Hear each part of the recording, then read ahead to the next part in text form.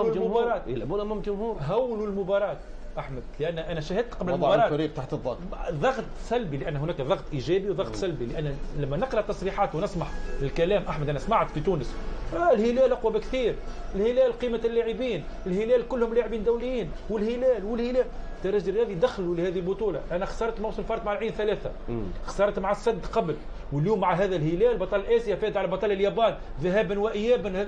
بس لما تخاف المباراه في بعض الاحيان عندما تكون تلعب بحذر ليس خوف، تكون مركز افضل، تكون عندك رغبه لتلعب امام فريق. بس هو لعب بخوف، تلعب بخوف اكثر. هذا المشكل، الخوف يجعلك تلعب مكبل، ما تلعبش. اول مره نشوف انا ترجي، شفت الترجي امام الرجاء، شفت الترجي في الشامبيونز ليج الافريقيه مختلف متغير، يضغط عالي. هذه الجماهير راهنت على منطقيا. اما اصعب تلعب مع الرجاء قدام 80,000 ولا تلعب ضد الهلال في ملعب من جماهيرك؟ الرجاء على الضغط الصعب امام الرجاء 80,000. علاش قلت لك انا الترجي الرياضي ضد الرجاء لعب بانضباط تكتيكي ولعب بالراحه. اليوم تحس الترجي الرياضي مكبلين اللاعبين، خايفين انهم ما نقبلش هدف، اني ما نخسرش.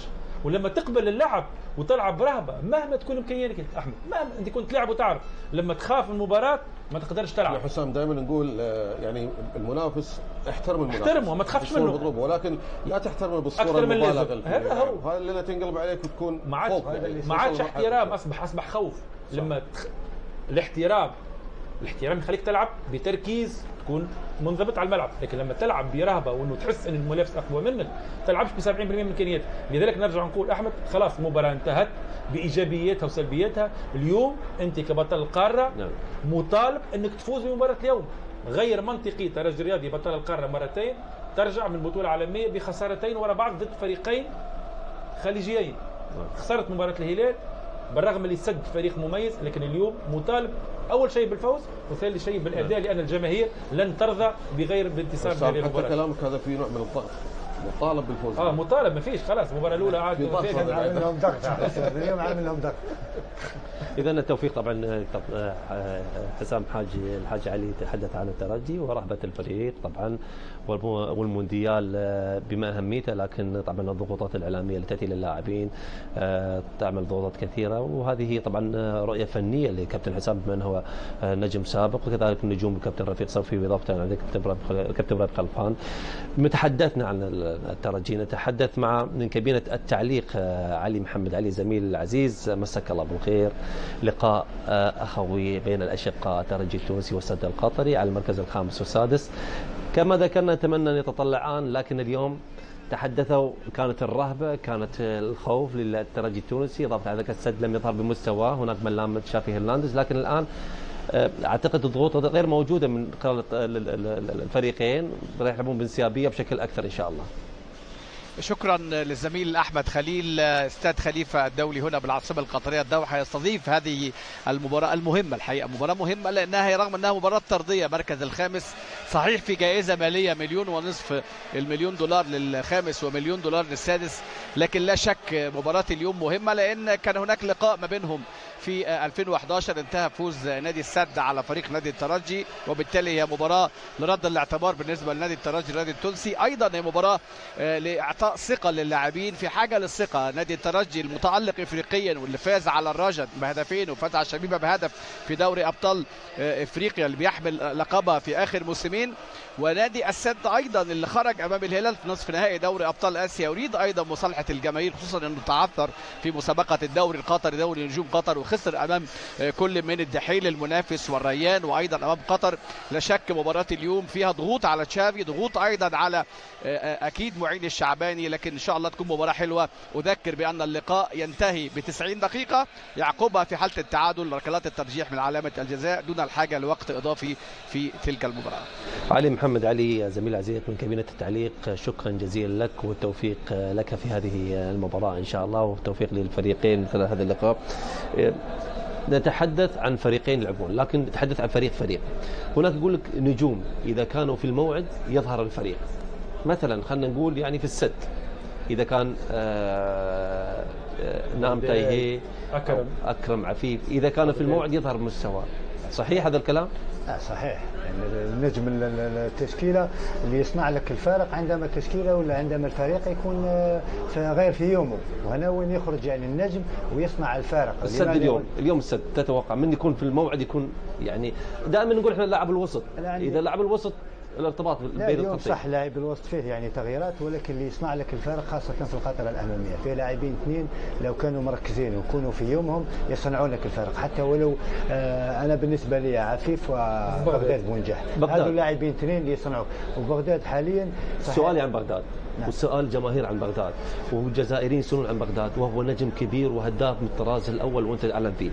الفتره الاخيره مو بغداد، مو مستوى بغداد حتى لدرجه انه له قال لك لهذا المشكل، لان صحيح كلهم يقول لك ليس مستوى بغداد، لان بغداد وكانه تعودوا عليها الجماهير السداويه، خلاص متعودين على النجم في كل مباراه. انا متعود عليه 4-3 صحيح. يوم ما يسجل انا نعرفه صديق، يوم ما يسجلش 4 اقول له ايش فيك يعني وش بيك يعني. نطمع بهدف دائما يطمعون الجماهير حتى ولكن المباراه الاولى سجل هدف، مباراه ثانيه سجل يعني يسجل. مهاجم عندما يكون يسجل بانتظام 1 2 3 مع مرور المباريات الثقه تزيد والاهداف تزيد، ونتمنى اليوم يزيد يسجل. مثل ما قلت لك يعني لاعبين في السد اللي يقدروا ممكن يصنعوا الفارق اليوم هو اكرم عفيف وبغداد بونجاح. ومن جانب السد من جانب عفوا الترجي انا استغربت بعض الشيء يعني في تغيير في وسط الميدان، كنت ننتظر اكثر يعني بقاء بلغيت وخروج كواميل، يعني كواميل المباراة الأخيرة كان سيء وسط الميدان خاصة اللي كان سيء، واليوم تلعب في وسط الميدان تقريبا دفاعي، كوليبالي كوامي وبن رمضان، يعني 3 دفاعيين. لو يلزم لك يعني لمسة فنية في وسط الميدان لإخراج الكرة. شو عمل على الثلاثي البدري والهوني وترى أحمد بالنسبة لبغداد بونجاح، لأن الناس بعض الأحيان ذاكرتها قصيرة. جميل. لأن بغداد بونجاح بعد الموسم الخيالي اللي عمله موسم الفارق مباشرة مشى لكأس افريقيا، لعب كأس افريقيا بالارهاق فيها البدني والذهني مباشرة. احمد بعد كأس افريقيا لاعبين في اوروبا لما يخلص بطولة قارية احمد ياخذ بين 3 أسابيع وشهر راحة اجباري، حتى لو انت اردت ان ترجع يقول لك لا 3 أسابيع شهر راحة انسى الكورة حتى ترجع. بغداد بونجاح من كأس افريقيا يرتاح اسبوع ولا 10 ايام ورجع الكاس السوبر القطري كاس اسيا وادخل في الدوري. يعني اللاعب ليس ارهاق بدني احمد فقط، ارهاق نفسي. ارهاق نفسي. اللاعب احنا كنا لعيبه بعض الحين نقولوا بلغتنا احمد تكره الكوره، خلاص تحب تبعد شويه على الكوره يزيدك ملل. وليس بغداد فقط ولاعيبه السد من الدوري الى كوبا امريكا الى كاس اسيا للنوادي السد الى كاس الخليج الى الدوري، يعني اللاعبين نزلنا نتفهموهم ونعذرهم بعض الاحيان. لا نعذرهم صح، فعلا كلام جميل من نجوم لحق اللاعبين. وبغداد بونجاح يظل لاعب كبير وعلى مستوى كبير وهداف من طرازه الاول. كل التحيه والتقدير لجميع اللاعبين ان شاء الله. اذا حافله منتخب فلامينغو البرازيلي من مقر الاقامه تتجه الى ملعب المباراه هنا لملاقاه فريق الهلال السعودي بعد هذا اللقاء الساعة 8:30 بتوقيت مكة المكرمة بتوقيت الدوحة إن شاء الله. والتوفيق للفريقين. إذن هذه المباراة سوف تكون هنا إن شاء الله في ملعب استاد خليفة الدولي المونديالي بين فلامينغو البرازيلي والهلال السعودي إن شاء الله. إذن فاصل قصير وبعده نواصل معكم مشاهدينا الكرام الحديث ما قبل الشوط الأول.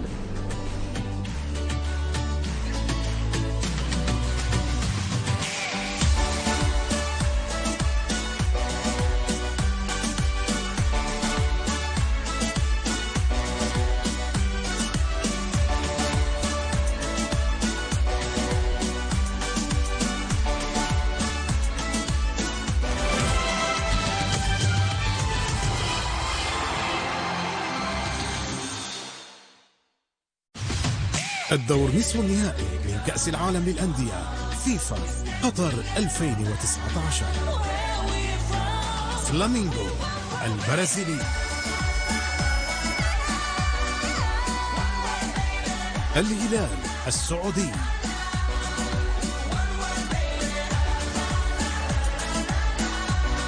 اليوم حصريا على بي سبورتس 1.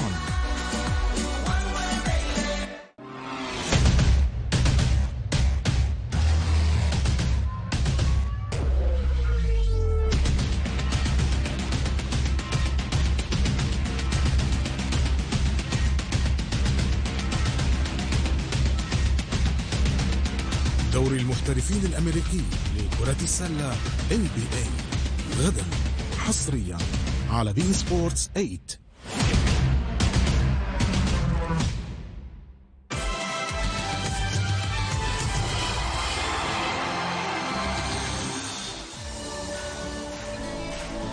مرحبا بكم مشاهدينا الكرام. اذا غدا ان شاء الله كلاسيكو بين فريقي برشلونه وريال مدريد. الاستديو التحليلي سوف يكون معكم الساعه 9 مساء ان شاء الله على HD3 وHD 12 و14 و4K، والتوفيق للفريقين وعشاق الفريقين خلال هذا اللقاء ان شاء الله.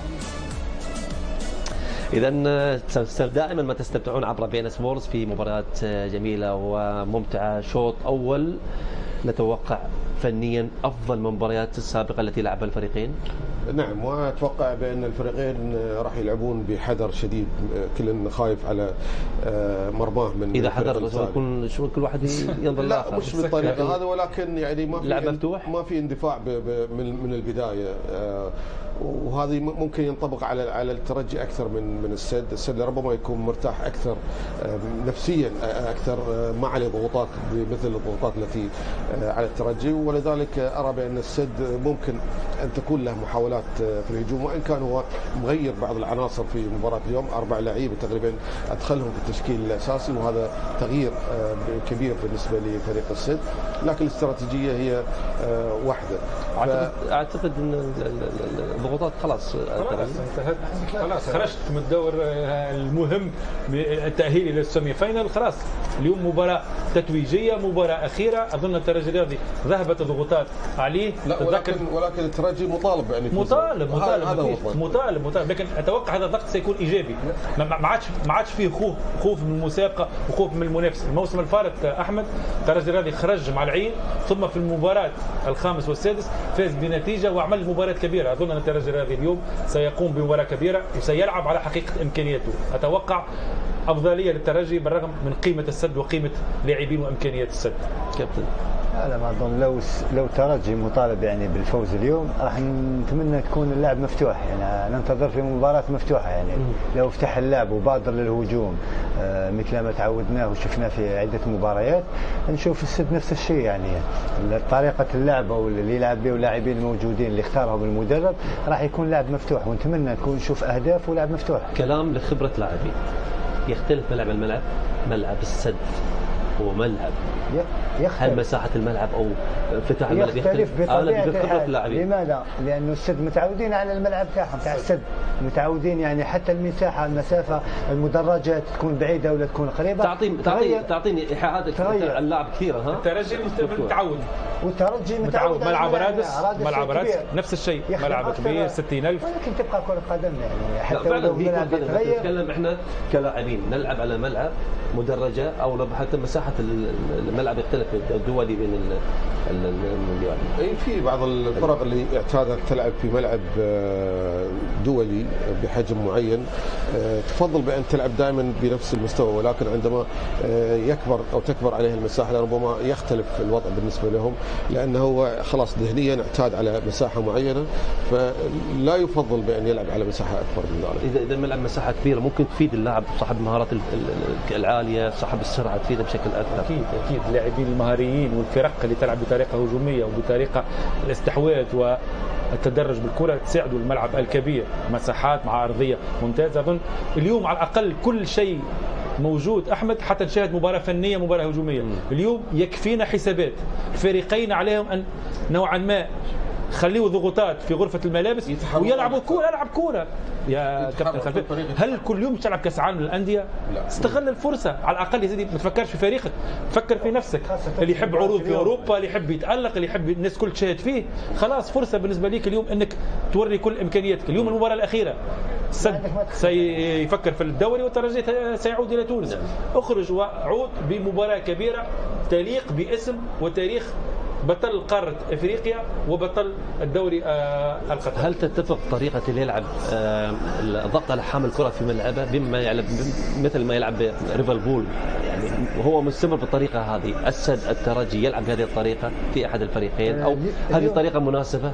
اليوم ممكن لو كنت يعني رأيي لو كنت أنا مدرب اليوم أول شيء نبدأ به 10 دقائق الأولى نضغط على الضغط على حامل الكرة على الفريق، لأنه زيادة عن هذا عندما تكون لاعب أنت مباراة واحدة والسد لاعب مباراتين ممكن للترجي يعمل العكس، هو اللي يضغط على السد.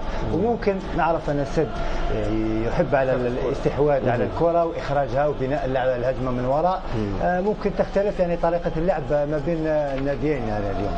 وهذا على فكرة الأسلوب يعتمد دائما تشاوي بالضغط على حامل الكرة وفي ملعبه أيضا في ملعب لعب برشلونة طبعا معروف القديم هو كان يلعب برشلونة. نعم صحيح، وهذا أسلوب السد. نعم، بالتوفيق للفريقين من خلال اللقاء، نزول الفريقين إلى أرضية الملعب، السد القطري والترجي التونسي إن شاء الله. شكر كابتن إبراهيم خلفان وكابتن حسام الحاج علي ورفيق صيفي إن شاء الله. إلى الزميل العزيز علي محمد علي لشوط أول وتوفيق كما ذكرنا في هذا المونديال الجميل. إليك علي.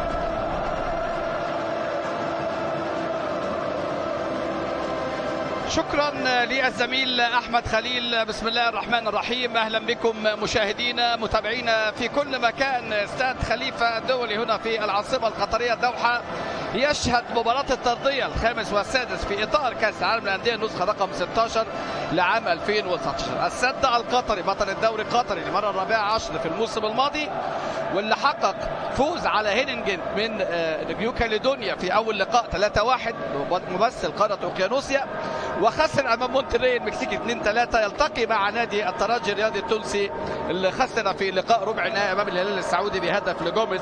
وامامنا هنا السد مركز ثالث كان في عام 2011 بعدما تفوق على كاشيوا ريسول في ذلك الوقت بركلات ترجيح.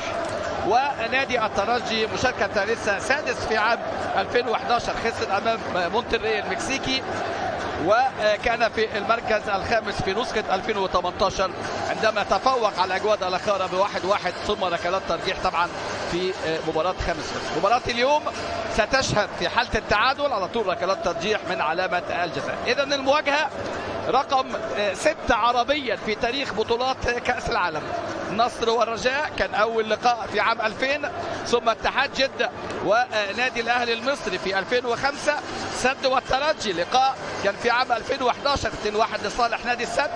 2018 العين مع الترجي 3-0، و2019 الهلال مع الترجي في هذه النسخة اللقاء اللي انتهى بهدف. ثم هذا اللقاء هنا في هذا الملعب وفي هذه اللحظات فريق نادي السد القطري في مثله اليوم في حراسة المرمى تعادلين عن مباراته الماضية في غياب الحارس سعد الشيب ودخول مشعب مرشم اللي لعب المباراة الماضية كبديل، ويلعب في خط الدفاع النهارده حامد اسماعيل مكان بيدرو. في الدفاع خوخي معلام وطارق سلمان عبد الكريم حسن. وسط ملعب كل من اللاعب يونغ اللاعب الكوري وجابي وعلي أسد اللي بيبدأ في مباراة اليوم مكان سالم الهجري. ثم المقدمة حسن الهيدوس وبغداد بونجاح وأكرم عفيف. هذه هي التشكيلة، هذه هي القائمة في هذه المباراة بالنسبة لفريق نادي السد اللي بيريد في هذه المباراة أن يحقق إنجاز ويحقق نتيجة طبعا أكيد إيجابية أمام جماهيره وعشاقه ومحبيه. في حين نادي الترجي اليوم في حراسة المرمى معز بن شريفية، خط الظهر سامح الدربالي، عبد القادر بدران، خليل شمام يدخل في لقاء اليوم مكان محمد علي اليعقوبي، إلياس شتي رقم 23 النهارده هو الظهير الايسر.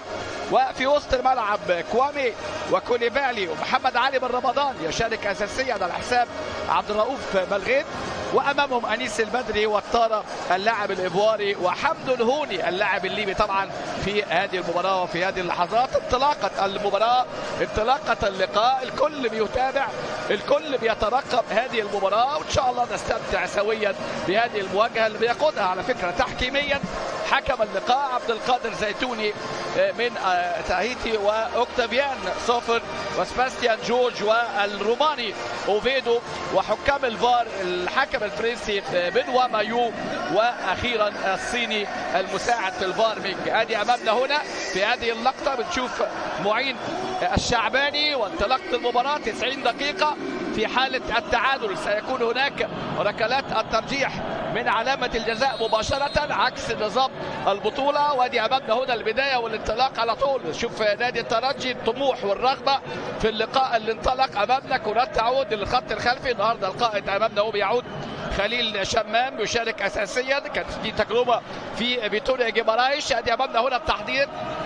كرة ترجع على طول. طارق سلمان عام 2019 شهد فوز منتخب قطر بلقب كأس آسيا لأول مرة في تاريخه، وشهد أيضا فوز الجزائر بلقب إفريقيا 2019 على المستوى القاري. الهلال بطلا لآسيا على مستوى الأندية، والترجي بطلا لإفريقيا على مستوى الأندية أبطال الدوري، والزمالك كان بطل للكونفدرالية.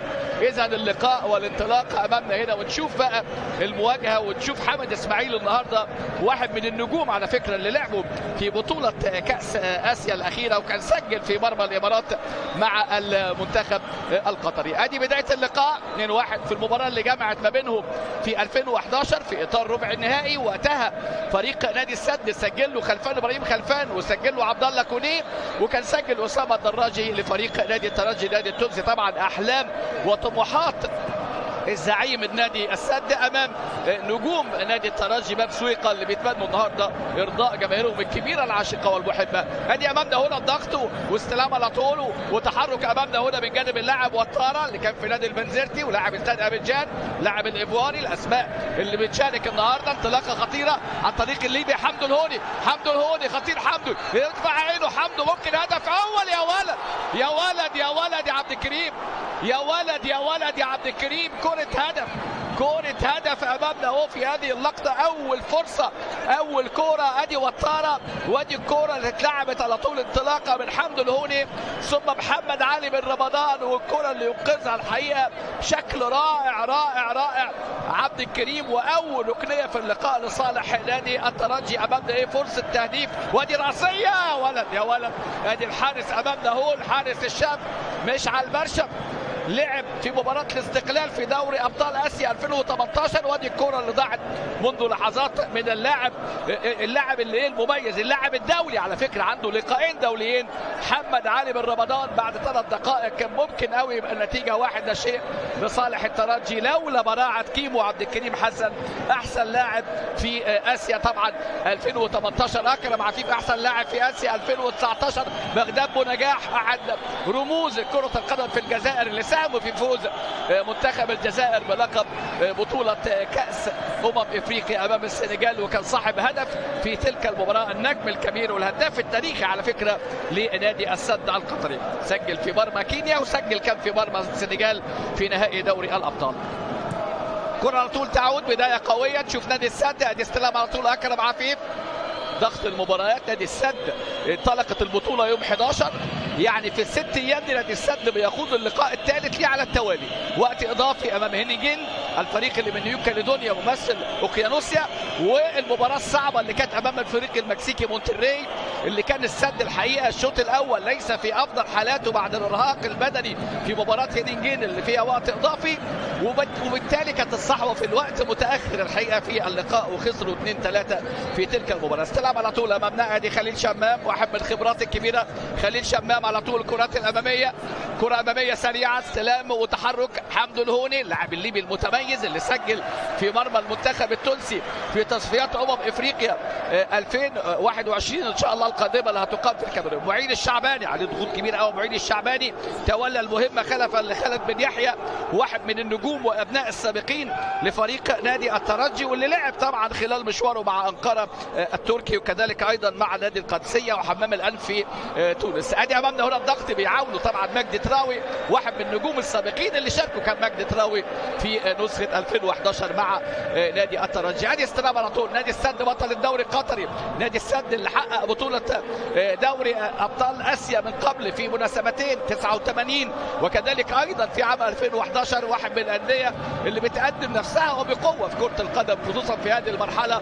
ونحن هنا مع تشافي هرنانديز نجم الكبير اللي فاز بلقب هذه البطولة في 2009 و2011 كلاعب الملاعب. والمطالب النهارده مع طبعا مواجهه الجماهير التونسيه الرائعه اللي هنا في ملعب المباراه في استاد خليفه الدولي، احد ملاعب كاس العالم 2022 ان شاء الله القادم، احد الملاعب اللي هنشوفها مع ملعب لوسيل، ملعب الجنوب في الوكره، ملعب البيت، ملعب التمامه، ملعب البيت في الخور، ملعب التمامه، مدينه التعليميه، وكذلك ايضا ملعب الريان القديم الجديد. ادي حمدو الهوني، حمدو الهوني انطلاقه حلوه عن طريق اللاعب الياس تشيتي. ادي امامنا الياس تشيتي ضمن الاسماء لاعب شبيبه القبائل. النهارده بنشوف يعني نادي الترجي اللي فاز بلقب مسابقه دوري ابطال افريقيا في عامين متتاليين 2018 2019 بيغير يعني رحيل 5 اسماء مهمه عن فريق نادي الترجي، منها اكيد ايمن بن محمد والشعلالي وفرانكوم وكذلك ايضا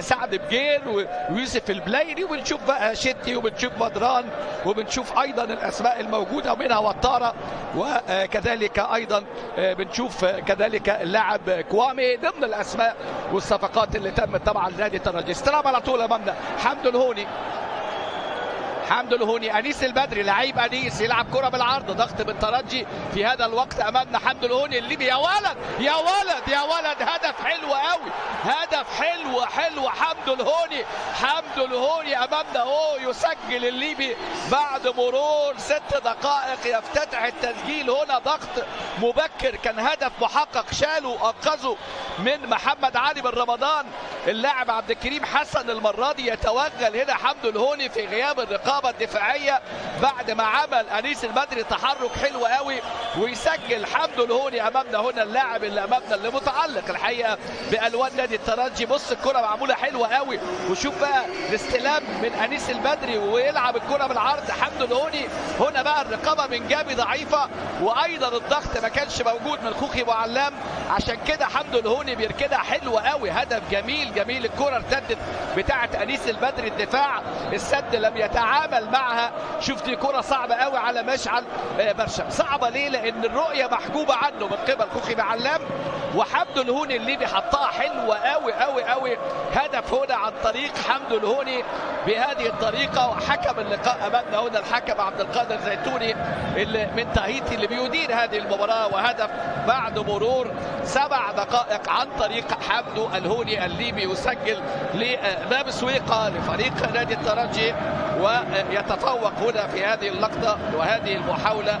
وكان الهدف الاول بالفعل في هذه المباراه، هدف اول حمدو الهوني يسجل في الدوري في مرمى حمام الألف، وسجل ايضا في مرمى نادي البنزرتي ضمن اللقاءات اللي خاضها فريق نادي الترجي في اطار الدوري. وايضا كم من اللاعبين اللي ظهروا بشكل مميز قوي في مسابقه دوري ابطال افريقيا في لقاءي الرجاء وايضا مباراه شبيبه القبائل من الجزائر. هذه امامنا هنا على طول كرات ومحاولات،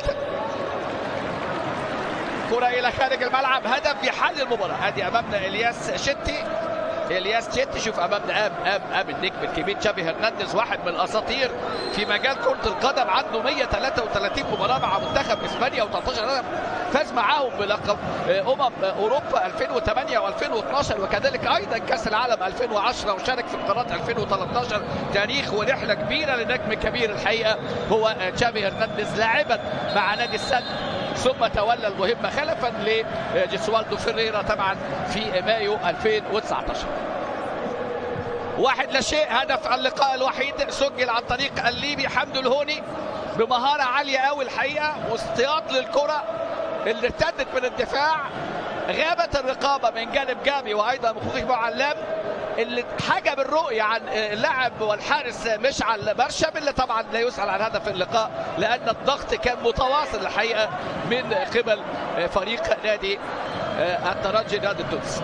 شوف أمامنا هنا وطارة، شوف وطارة لاعب إبراهيم وطارة اللاعب الإيفواري، عنده لقاء دولي بالمناسبة وطارة. أدي أمامنا تشافي هرنانديز، رحلة كبيرة قوي مع البارسا من 98 ل 2015، ثم رحلة مع نادي السد بقى كانت في 4 مواسم لهذا النجم طبعا مع فريق نادي السد القطري، واحد من النجوم الكبار طبعا في كرة القدم، وبالتحديد كان دائما وابدا يعني متواجد ثالث احسن لاعب في اكثر من استفتاء في فتره 2010 طبعا كاس العالم، وايضا كان ثالث احسن لاعب في الفتره بتاعه 2009 و2010 و2011. بقى قمه التالق كان مع فريق نادي برشلونه. معين الشعباني في الجانب الاخر، ومحاوله من جانب نادي السد للعوده للمباراه. جابي امامنا النجم السابق لاتلتيكو مدريد لاعب الوسط عبد الكريم حسن، شال هدف محقق عبد الكريم في بدايه وانطلاقه المباراه في الدقيقه الثالثه، كره هدف محقق الحقيقه. نادي الترجي بيحاول يفك عقده، ادي امامنا الكره بتاعه انيس البدري والفاول، حاول يفك عقده الفرق العربيه امام السد. كان 1-2 في 2011 في ربع النهائي، 2018 خسر ربع النهائي برضه من العين الاماراتي 0-3، وفي هذه البطوله خسر من الهلال 0-1 بهدف جوميز. دلوقتي متقدم نادي الترجي. انيس البدري ادي امامنا انيس، ادي انطلاقات انيس البدري، لاعب يملك الاداء المميز الحقيقه. يضغط عليه عبد الكريم، الصراع الثنائي في الكره اللي ناحيه اليمين، لكن تطلع رمي التماس. طارق سلمان 1-0، ومحاولة نادي السد للعودة للمباراة من خلال بقى وجود حسن الهيدوس ووجود أكرم عفيف، وأيضا لا ننسى بغداد بونجاح، والدور اللي ممكن يلعبه النهارده اللاعب علي أسد في وسط الملعب. بيشترك علي أسد بعد ما لعب تقريبا ربع ساعة في لقاء هينيجن الفريق اللي من نيو كاليدونيا في مباريات الأولى في إطار هذه البطولة. كرة ترجع على طول معز بن شريفية، معز بن شريفية، البداية قوية من جانب نادي الترجي والهدف المبكر، ويبتدي بقى يعني يسير المباراة بالكيفية والطريقة اللي تناسبه أمام نادي السد، اللي بيحاول في هذا اللقاء أن يكون له الحضور ويكون له التواجد القوي من خلال طبعا العناصر الموجودة والمحترفين الموجودين المتميزين الحقيقة في فريق نادي السد القطري. جوائز 5 مليون للأول، 4 مليون للمركز الثاني، 2.5 مليون للمركز الثالث، 2 مليون للرابع، 1.5 مليون للخامس دولار طبعا، ومليون للسادس، و500 ألف للفريق اللي صاحب المركز السابع وهو فريق نادي هينيجن من نيو كاليدونيا. استلم بغداد بونجاح، هيفتح اللعب حلو قوي. حسن الهيدوس نادي السد من الفرق الممتعه، يلعب كره حلوه يا ولد يا ولد يا ولد. الرد جاء، الرد حضر. اول كره من بغداد امامنا هنا اهو في هذه اللقطه في الدقيقه 13 من اللقاء، لكن ملعوبه حلوه قوي، حلوه قوي الكره اللي فاتت دي، وملعوبه بشكل مميز. وعلى طول المره دي الكره اللي امامنا اهي اللي تطلع الى فوق العارضه، اول كره من بغداد، لكن اتعملت حلوه قوي قوي من الهيدوس. حسن الهيدوس عاملها ايه يا ولد يا لعيب، عاملها بالسنتي، عاملها بالمقاس، لكن كره بغداد بتيجي فوق العرض، فوق العرض. النهارده المهمه صعبه، وهدف قادم، هدف قادم. يسجل انيس البدري. اخطاء دفاعيه قاتله حمدو الهوني في اللقطه الماضيه، ويسجل انيس البدري. بدري يا بدري، بدري يا انيس. امامنا هنا حمدو الهوني عاملها بمنتهى التعاون، بمنتهى التفاعل في اللقطه الماضيه، وعلى طول يسجل امامنا انيس البدري هذا الهدف الجميل الحقيقه من خلال استغلال الاخطاء والهفوات. بص الكره باديه منين؟ باديه من معز بن شريفيه، وادي امامنا هنا كره من خوخي، وخطا من حامد اسماعيل، وتمركز خاطئ من طارق سلمان. حمدو الهوني يمرر ويسجل امامنا انيس البدري الهدف الثاني في اللقاء. خطا كبير كبير الحقيقه، يعني كره معز بن شريفيه اتلمست بالراس من وطاره وراحت لحامد اسماعيل، وحامد حاول يرجع لطارق سلمان، وطارق سلمان ما حدش ابدا يلعب على المغمض كده، لان حمدو الهوني هو اللي توقع، وحمدو الهوني هو اللي مرر، وانيس البدري هو اللي سجل، عشان تبقى النتيجه 2-0 لصالح نادي الترجي الرياضي التونسي اللي بادي بمنتهى القوه في هذه المباراه. الترجي داخل يعني برغبه في مصالحه الجماهير في تحقيق النتيجة اللي هي المرضية، على الأقل يعوض خسارته مع الهلال والأداء اللي كان أمام الهلال الغير متوقع الحقيقة أمام نادي الهلال السعودي، اللي هيلعب إن شاء الله بعد قليل في أعقاب اللقاء مع فلامينجو في نصف نهائي، ثم غدا إن شاء الله مباراة ليفربول الفريق الإنجليزي بطل تشامبيونز ليج الأوروبي مع مونتري الفريق المكسيكي، والفائز مع الفائز يوم 21 إن شاء الله ديسمبر في هذا الملعب السبت القادم. والثالث والرابع قبلها ايضا في هذا الملعب استاد خليفه الدولي هنا في العاصمه القطريه الدوحه. 2-0 لصالح الترجي. هدف عن طريق حمدو الهوني من خلال الكره ارتدت من الدفاع عرضيه انيس البدري، واللي نجح في تسديدها وخدع الحارس مشعل مرشب لا يتحمل طبعا الخطا، ثم الخطا الفادح من حامد اسماعيل وطارق سلمان، وطارق سلمان اعاد الكره بشكل خاطئ واستغلها حمدو الهوني ومرر لانيس البدري اللي سجل في المرمى الخالي الهدف طبعا الثاني في المباراه. 2-0 في اللقاء. هدف بعد 7 دقائق لحمدو الهوني وهدف انيس البدري في الدقيقه 13.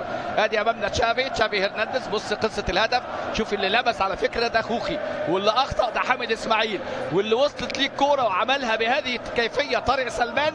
وعلى طول بقى المره دي حمدو الهوني يعني بمنتهى التعاون، هو ممكن يخلص لكن هو مرر عشان يسجل انيس البدري هدف الثاني في اللقاء في الدقيقه 13 عشان تبقى النتيجه 2-0. حالة التعادل في المباراة يبقى فيه على طول ركلات ترجيح من علامة الجزاء. ادي امامنا الكوره، بغداد بنجاح، بغداد لازم نادي السد يقدم اداء. وادي امامنا حامد اسماعيل، رحله طويله لحامد اسماعيل في كره القدم وفي الملاعب القطريه سواء مع العربي ولا مع الريان ولا مع نادي السد ومع نادي السد بقى في مرحله جديده من مراحله، لانه سبق لي اللعب للسد قبل ان ياتي في 2018. مقطوعه الكوره، انتشار الحقيقه متميز من لاعبي نادي الترجي، مدين اللقاء بمنتهى الجديه بمنتهى التركيز، عشان كده استثمروا البدايه القويه اللي عملوها. وسجل حمدو الهوني الليبي بعد حوالي 7 دقائق، وسجل انيس البدري في الدقيقه 13 عشان يتقدم الترجي بهدفين مقابل لا شيء حتى الان. 2 مقابل لا شيء. مباريات اللي امامنا مباريات طبعا في اطار بطوله كاس العالم للانديه النسخه رقم 16 لعام 2019 بقطر بالدوحة. بعد ما بدأت البطولة كلنا نفتكر في البرازيل في عام 2000 كان أول اللقاءات في عام 2000 طبعا اللي شهدت البداية والانطلاقة التاريخية لهذه البطولة اللي استمرت بقى مع الانطلاقة اللي توج. أول من توج كان كورينثيانز اللي التقى مع فاسكو دي جاما في المباراة النهائية، وكانت شهدت البطولة الأولى الحقيقة مشاركة كل من فريق نادي النصر السعودي وفريق نادي الرجاء اللي حقق في تلك البطولة طبعا المركز الثالث والرابع. كان ما بين نيكاكسا الفريق المكسيكي ونادي ريال مدريد، وكان نيكاكسا هو صاحب المركز الثالث وريال مدريد صاحب المركز الرابع، رغم ان ريال مدريد هو اكثر الفرق فوزا بلقب هذه البطولة، حيث سبق له وان حقق لقب البطولة ريال مدريد في 4 طبعا مناسبات خلال بقى رحلة، والبارسا 3 ألقاب، وكورينثيانز عنده لقبين، وساو باولو انترناسيونال طبعا بالبرازيل عندهم لقب، الميلان لقب، المان يونايتد لقب، الانتر لقب، وبايرن ميونخ طبعا لقب في ظل ال 15 مباراة نهائية لتاريخ هذه البطولة. 11 لقب لاوروبا و4 القاب لامريكا الجنوبيه. رمي التماس على طول امامنا. شوف رده الفعل لنادي السد القطري. اول 18 دقيقه من المباراه ترجي متفوق باستثناء الكره الخطيره بتاعت بغداد من عرضيه الهيدوس. لسه ما شفناش اكرم عفيف، لسه ما شفناش مسدد حمد اسماعيل من اليمين وعبد الكريم حسن من جنب الشمال. ترجع على طول طارق سلمان، لكن مش عيب يعني طبعا طارق سلمان اخطا، لكن مش عيب الخطا، نتعلم من اخطائنا. لاعب من اللاعبين اللي كانوا مميزين قوي الحقيقه في بطوله كاس اسيا 2019 طارق سلمان. ادي امامنا عبد الكريم من جانب الشمال، عبد الكريم يلعبها حلو قوي بغداد بنجاح. ادي عبد الكريم وبغداد، وتاني كره لبغداد، تاني كره لبغداد، لكن معز بن شريفيه حارس المرمى. الامتداد الحقيقه لشكري الواعي في حراسه المرمى لفريق نادي الترجي امامنا. وشوف على طول كره بغداد بنجاح، الكره الثانيه، فرصه الثانيه من عرضيه عبد الكريم. نادي السد بيحاول يدخل في نسق وفي مجريات واحداث اللقاء، وبدا يظهر امامنا اكرم عفيف. يا ولد يا اكرم، لعيب اقرب الى الهيدوس امامنا هنا في هذه اللحظات. كره ممرره لكن مقطوعه في لقاء اليوم. التعديلات اللي تمت، عدم وجود بيدرو من البدايه، وكذلك ايضا سالم الهجري ونام تايهي. تعديلات اللي اتعملت في مباراه اليوم بوجود حمد اسماعيل، ووجود كمان اللاعب اللي اشترك من البدايه النهارده علي اسد من بدايه اللقاء. وامامنا هنا المحاولات من جانب لاعبي نادي الترجي. ادي خليل شمام بيشارك، خليل شمام كره ترجع على طول حارس المرمى. شوف مرجع وهو شايف، وسرعه الكره راجعه بالسرعه المناسبه. انطلاقه الياس شتي الياس شتي امامنا الجزائري في الجانب الشمالي، يا ولد عاملها الى حد الهوني، لكن ده بالتماس نادي السد بيحاول يعود للقاء بهدف. وصلنا ل 20 دقيقه حتى الان نتيجه اللقاء 2 شيء للترجي. هدفي اللقاء حمد الهوني بعد 7 دقائق وانيس البدري في الدقيقه 13.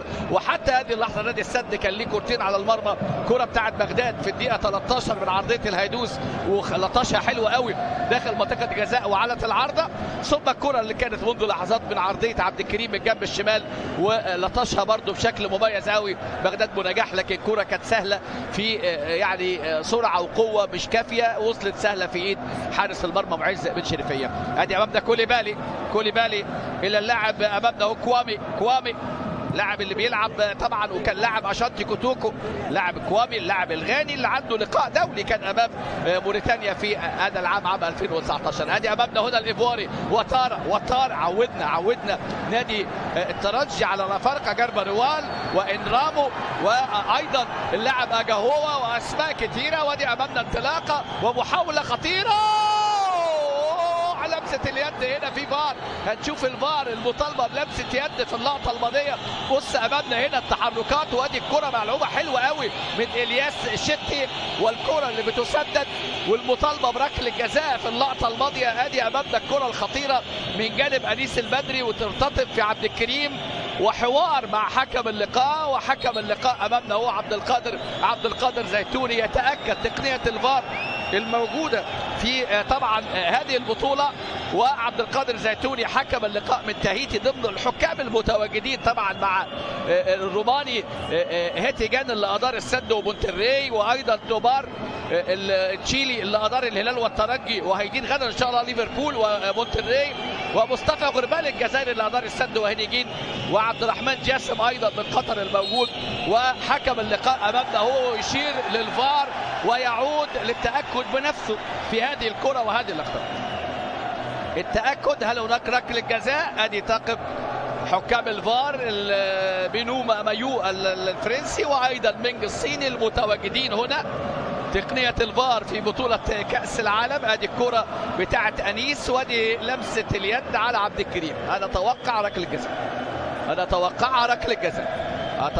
ركلة جزاء في الدقيقة امامنا 22. حكم اللقاء عبد القادر زيتوني اللي من اصول عربيه، اللي من تاهيتي، اللي بيشارك لاول مره الحقيقه في اداره مباريات هذه البطوله. والحوار والكره اللي اتعملت امامنا اهو في اللقطه الماضيه من جانب انيس البدري وارتطمت في عبد الكريم. ادي ايد عبد الكريم، ايده ممدوده، ايده مفروده في اللقطه الماضيه، وبالفعل يعني هي اقرب انها تكون ركله جزاء. ما زال الحوار مستمر ما بين عبد القادر امامنا زيتوني وطاقم الفار الموجود هنا في هذه الكره اللي كانت ممكن تكون الهدف الثالث في المباراه والثاني لانيس البدري في المباراه. حكم اللقاء هيعود في هذه اللحظات.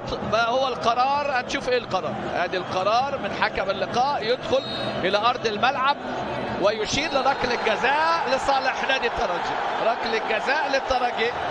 هل يكون هناك عقوبه على الهاندبول ولمسه اليد على عبد الكريم امامنا هنا في هذه اللقطه؟ ادي عبد الكريم طرده في مباراه الهلال في نصف النهائي في لقاء الذهاب في العاصمه القطريه الدوحه، كان نقطه تحول في تلك المباراه. ويبدو ان القرار كمان ايه، شوف قسوه كره القدم، شوف القسوه في كره القدم. يبدو ان عبد الكريم حسن طرد في هذه اللقطه، كان طرد من نادي الهلال في مواجهة الترجي. وأمامنا هنا عبد الكريم بقى حالة طرد. أمامنا هو عبد الكريم حسن بيطرد في الدقيقة 23 وركلة جزاء لصالح فريق نادي الترجي الرياضي التونسي طبعا في هذه اللحظات.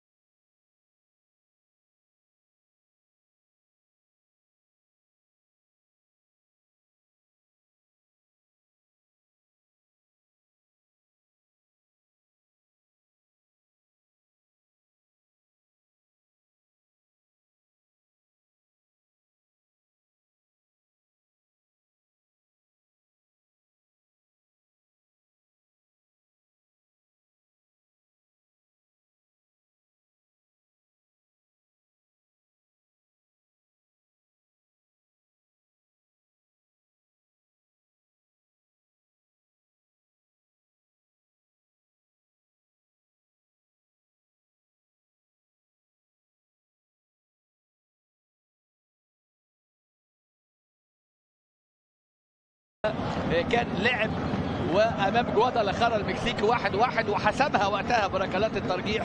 كان سادسا ايضا في عام 2011 لما تفوق عليه السد في ربع النهائي، كان خسر في خامس والسادس امام مونتري المكسيكي، كان خسر 2-3. النهارده هو متقدم حتى الان 4-2 عن طريق حمد الهوني هدفين، انيس البدري هدفين، وهدفين نادي السد من ركلتي جزاء بغداد في الدقيقة 32 وحسن الهدوس في الدقيقة 49. النتيجة 4 نادي الترجي 2 نادي السد القطري. انطلاقة هنا، محاولة من بغداد، بغداد عدى يا ولد، بغداد بونجاح. إذا ظهر بغداد يظهر نادي السد. ادي بغداد بونجاح الشوط الأول عمل كورتين في منتهى الروعة. ادي امامنا الانطلاقة والاختراق في اللقطة الماضية، وعدى من كوليبالي، ولكن كرة بغداد في الشباك من الخارج. ضغط من جانب نادي السد اللي هيلعب يعني اكيد في محاولة تقليص النتيجة، في محاولة العودة، ولما لا. في نادي الترجي بقى، هل النتيجة العريضة الشوط الاول تضع اللاعبين يعني في مرحلة استرخاء او مرحلة ثقة زائدة؟ وادي امامنا بيدرو ميجيل وارتطام وسقوط في اللقطة الماضية، إصابة بيدرو ميجيل طبعا متحمس في اللقطة الماضية، وإصابة كمان في الجانب الآخر مع اللاعب اللي أمامنا اهو في اللقطة الماضية. بص الكرة والارتقاء، أدي بيدرو ميجيل في اللقطة الماضية مع مين اللي وقع؟ كان حمد الهوني، ثم بعد كده الدخول قوي قوي محمد علي بن رمضان. سلامات للاثنين، سلامات للاثنين، الف سلامه للاثنين في الكره اللي فاتت، والتدخل القوي والاندفاع من بيدرو ميجيل مع محمد علي بن رمضان اللي كان موجود في اللقطه الماضيه. صعبه قوي، صعبه الكره دي قوي ما بين الاثنين. يعني اكيد المشاركات العربيه، نادي الاهلي اللي ظهر في هذه البطوله في 4 نسخ، نادي الترجي في 3 نسخ، نادي الرجاء في نسختين. شفنا كذلك وجود نادي النصر السعودي، نادي الاتحاد السعودي ايضا، كذلك نادي الوداد بالمغرب، النجم نادي السحلي، وفاق الصيف، اهلي دبي، الوحده، الجزيره، المغرب التطواني، نادي العين. المشاركات العربيه الحقيقه اللي ظهرت خلال تلك الفتره طبعا، وظهور الفرق اللي لعبت خلال هذه البطولة. الفرق المكسيكية 15 مشاركة، الفرق المكسيكية. نيوزيلاند 14 مشاركة، اوكلاند الفريق اللي بنيوزيلاند اللي بيملك يعني 9 مشاركات لوحده. الأندية الإسبانية 9 مشاركات، البرازيل 9 مشاركات، اليابان 8 مشاركات. النادي الأهلي كان 5 مشاركات، النادي الأهلي المصري طبعا، وكان أبرز نتائجه لما احتل مركز ثالث في عام 2006. أبرز النتائج كانت كذلك للرجاء لما خسر النهائي امام بايرن ميونخ في 2013، والعين لما خسر النهائي في 2018 امام ريال مدريد. مركز ثالث كان من نصيب الاهلي في 2006، والسد 2011. مركز رابع كان الاتحاد جدة 2005، والنجم 2007، والاهلي 2012، والجزيرة في 2017. مركز خامس كان من نصيبه فاق صيف في 2014، والترجي النادي التونسي 2018. مركز سادس للنادي الاهلي كان في 3 مناسبات من ال5 مشاركات للاهلي في هذه البطولة. الاكثر مشاركة هو النادي الاهلي طبعا من الفرق العربية. الوحدة كان ايضا مركز سادس في 2014، الترجي في 2011، والوداد كان ايضا سادسا في 2017.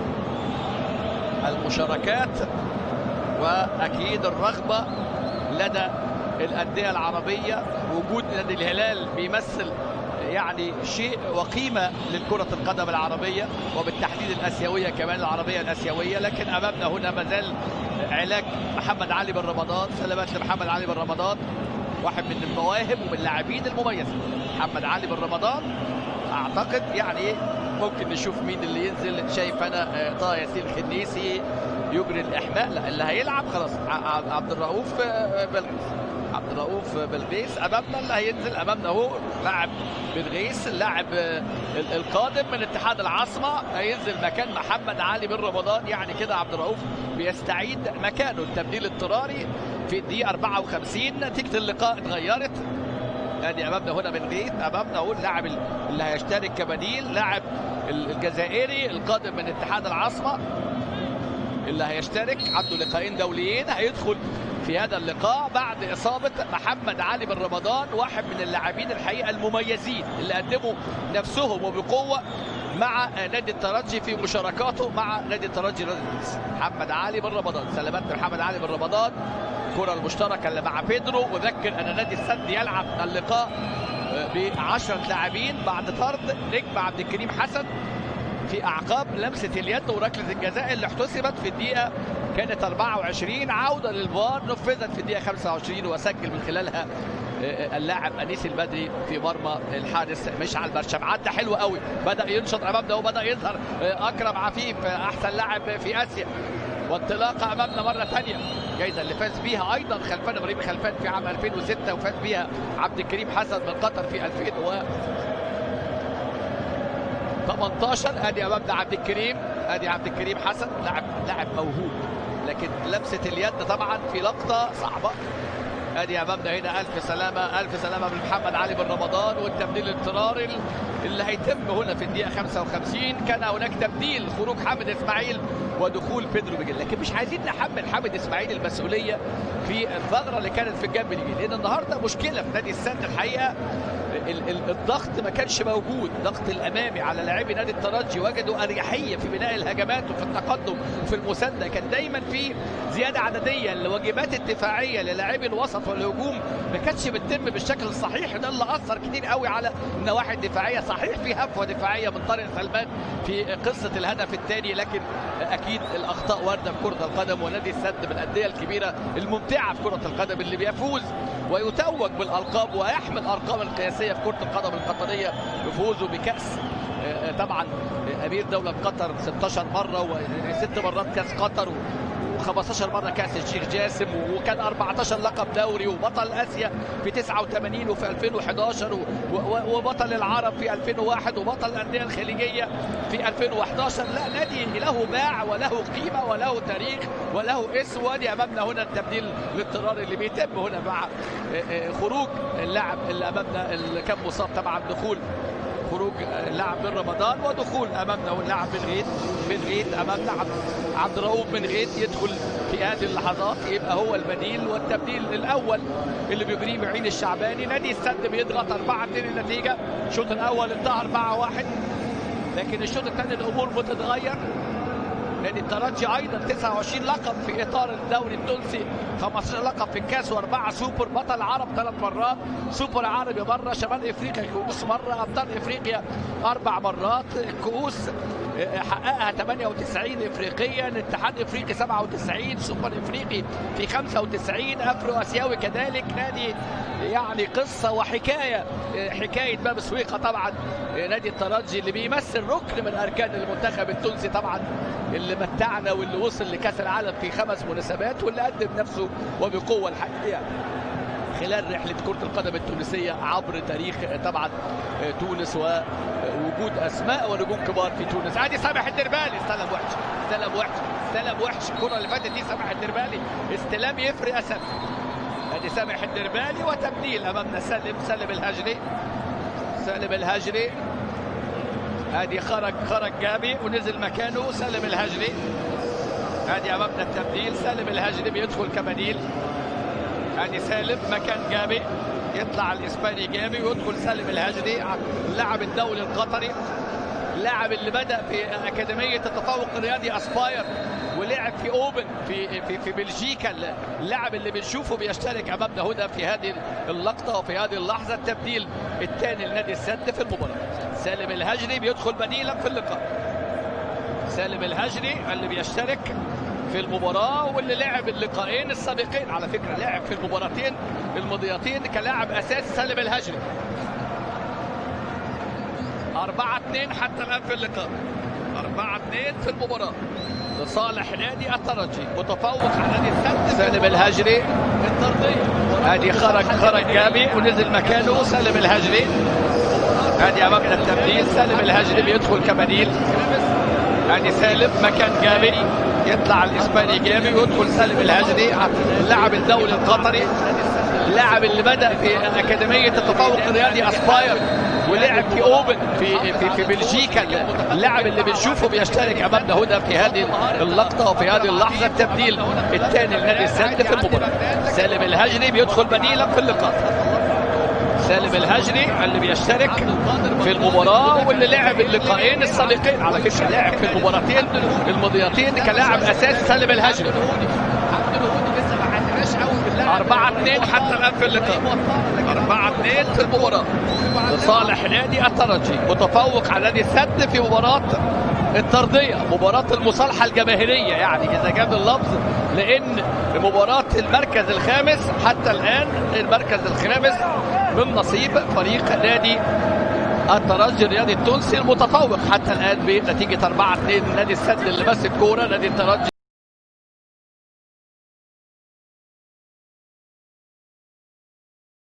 9 محاولات منهم 6 بين العارضة والقائمين لفريق الترجي الرياضي التونسي، في مقابل كان 5 محاولات 4 بين العارضة والقائمين لنادي السد اللي بيحاول. ادي امامنا ابراهيم وطارة لكن على طول مقطوعة من جانب اللاعب اللي امامنا هو اللاعب ويونج يلعب على طول كرة في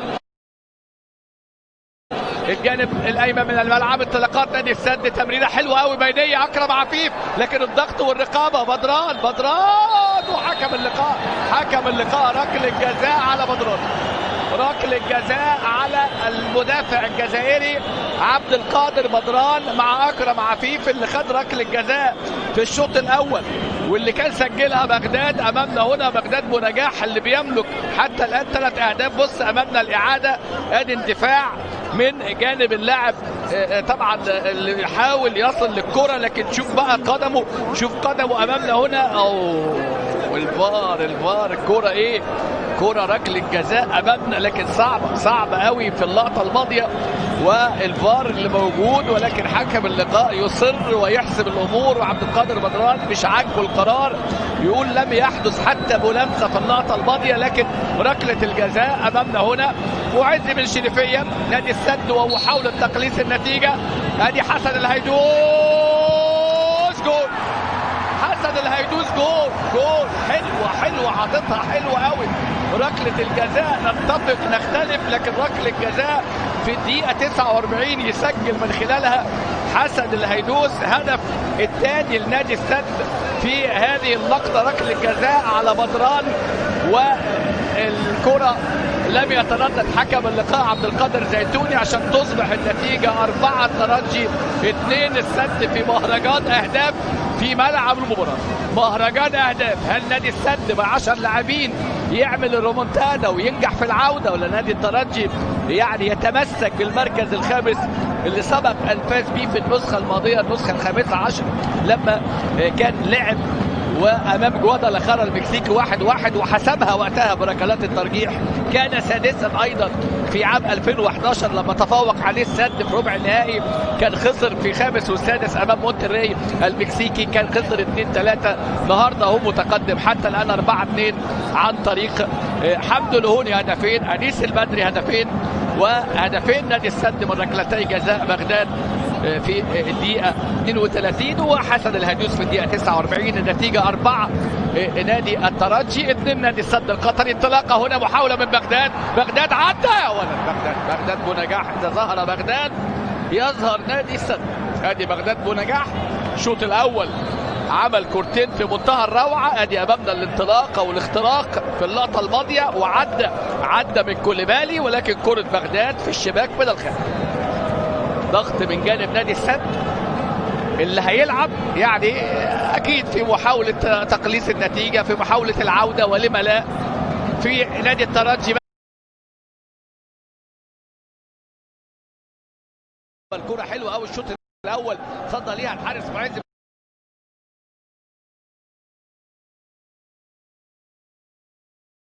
ومحاولة حمد الهوني، خد خطوة حمد الهوني وبعد كده وقع في اللقطة يعني، عشان برضو ايه. ادي امامنا سالم الهجري، التبديل اللي تم مع خروج اللاعب جابي كان في الدقيقة 60 من اللقاء، التبديل الثاني لفريق نادي السد القطري اللي اذكر بيلعب ب10 لاعبين منذ الدقيقة 25 بعد طرد عبد الكريم حسن.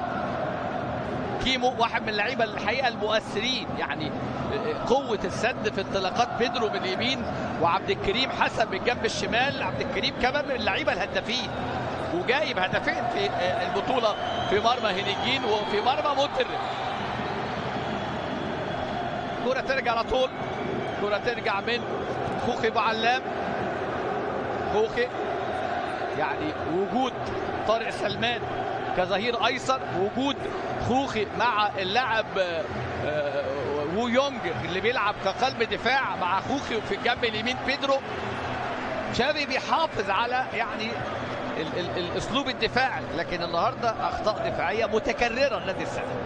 ادي تشافي هرنانديز واحد من اساطير كره القدم، يعني اساطير كره القدم مش كلام، ثالث احسن لاعب في العالم، ومن النجوم الكبار الحقيقه اللي كان ليهم بصمه وتاريخ مع البارسا وحتى مع نادي السد. كان يعني ادي دور مهم قوي مع المدرب جيسوالدو فيريرا، المدرب البرتغالي السابق لفريق نادي السد، اللي كان حقق مع السد لقب الدوري اللي تحقق، يعني كان بعد غياب نادي السد حقق لقب الدوري في 2019 منذ لقبه اللي كان في 2013. استعاد نادي السد الحقيقه بريقه مع جيسوالدو فيريرا. كرة على طول امامنا، الياس شيتي كرة على طول ملعوبه في الجانب اليمين، انيس البدري. المساحات طبعا لان في نقص عددي. ادي امامنا هنا انطلاقات انيس البدري، يرجع على باله قوي كوامي الى كوليبالي، اللاعب المهم جدا كوليبالي في وسط ملعب فريق نادي الترجي. ادي امامنا انطلاقه سامح الدربالي يلف الكره العرضيه، لكن على طول تعدي كوره، تعدي طبعا من حمد الهوني. بيكمل امامنا الياس شيتي في الجانب الشمالي، يلف كره عرضيه حلوه قوي، لكن يشيلها المره دي خوخي معلم، حقيقه من اللاعبين المميزين. خوخي معلم حس لاعب قائد، لاعب يملك يعني مقومات المدافع العصري الحديث اللي بيعمل مسانده. وادي امامنا يطلع مشعل برشم، اختبار صعب النهارده في مباراه واجواء صعبه على مشعل برشم، وامطار بقت غزيره جدا في هذه اللحظات على العاصمه القطريه الدوحه. تسديده من اللاعب اللي امامنا هنا. بص الكوره استلام من جانب اللاعب اللي عمل الكوره كوامي، وادي امامنا الانطلاقه. وشوف المسانده الهجوميه فين، راجل مكمل، شوف مكمل فين الياس شيتي. ركنيه رابعه في اللقاء لنادي الترجي. كرة كانت مسدده من عبد الرؤوف بلقيت اللي كان سدد الكرة الماضيه. نادي السد وحاله من الهدوء بقى يعني في ملعب المباراه. ملعب ياسر بن حمد استضاف اول 3 لقاءات، ملعب استاد خليفه الدولي هنا استضيف باقي اللقاءات. ادي اللقاء الخامس والسادس بعد قليل، الهلال السعودي وفلامينجو البرازيلي بطل ليبرتادوريس. ايضا غدا ان شاء الله نادي ليفربول مع مونتري، ليفربول بطل تشامبيونز ليج مع مونتري بطل الكوكا كاب في النسخه رقم يعني 16 من هذه البطوله، بطوله كاس العالم للانديه هنا في العاصمه القطريه الدوحه. استلام من جانب بيدرو، سالم الهجري. يعني تشافي قال لك ما استقبلش اهداف، على الاقل ما استقبلش هدف اخرى، وممكن اسجل وممكن اعمل رومنتادا. عشان كده لعب بال4 مدافعين وامن نفسه. في الجانب الاخر معين الشعباني يعني يريد ان يكسر حاله العقده امام الفرق العربيه، لان كلما لعب الترجي امام احد الفرق العربيه بيخسر. خسر امام السد في 2011 وخسر كذلك امام فريق العين في 2018 وخسر امام الهلال في هذه البطوله في بدايه مشواره في هذه البطوله. لكن الجمهور التونسي والاغاني والاهازيج تشعر بانك في استاد المندى، تشعر بانك في رادس، تشعر بانك في الملاعب التونسيه الحقيقه اللي ليها اجواءها وليها يعني حضورها ومتعه انك تعلق على مباراه. يعني كان ليا الحظ ان علقت في ملعب رادس، وعلقت كذلك ايضا في استاد المنزه طبعا العريق والكبير، وكذلك ايضا في ملعب النجم. ادي انطلاقه هنا وممكن مش معقول لكن في رايه وفي تسلل.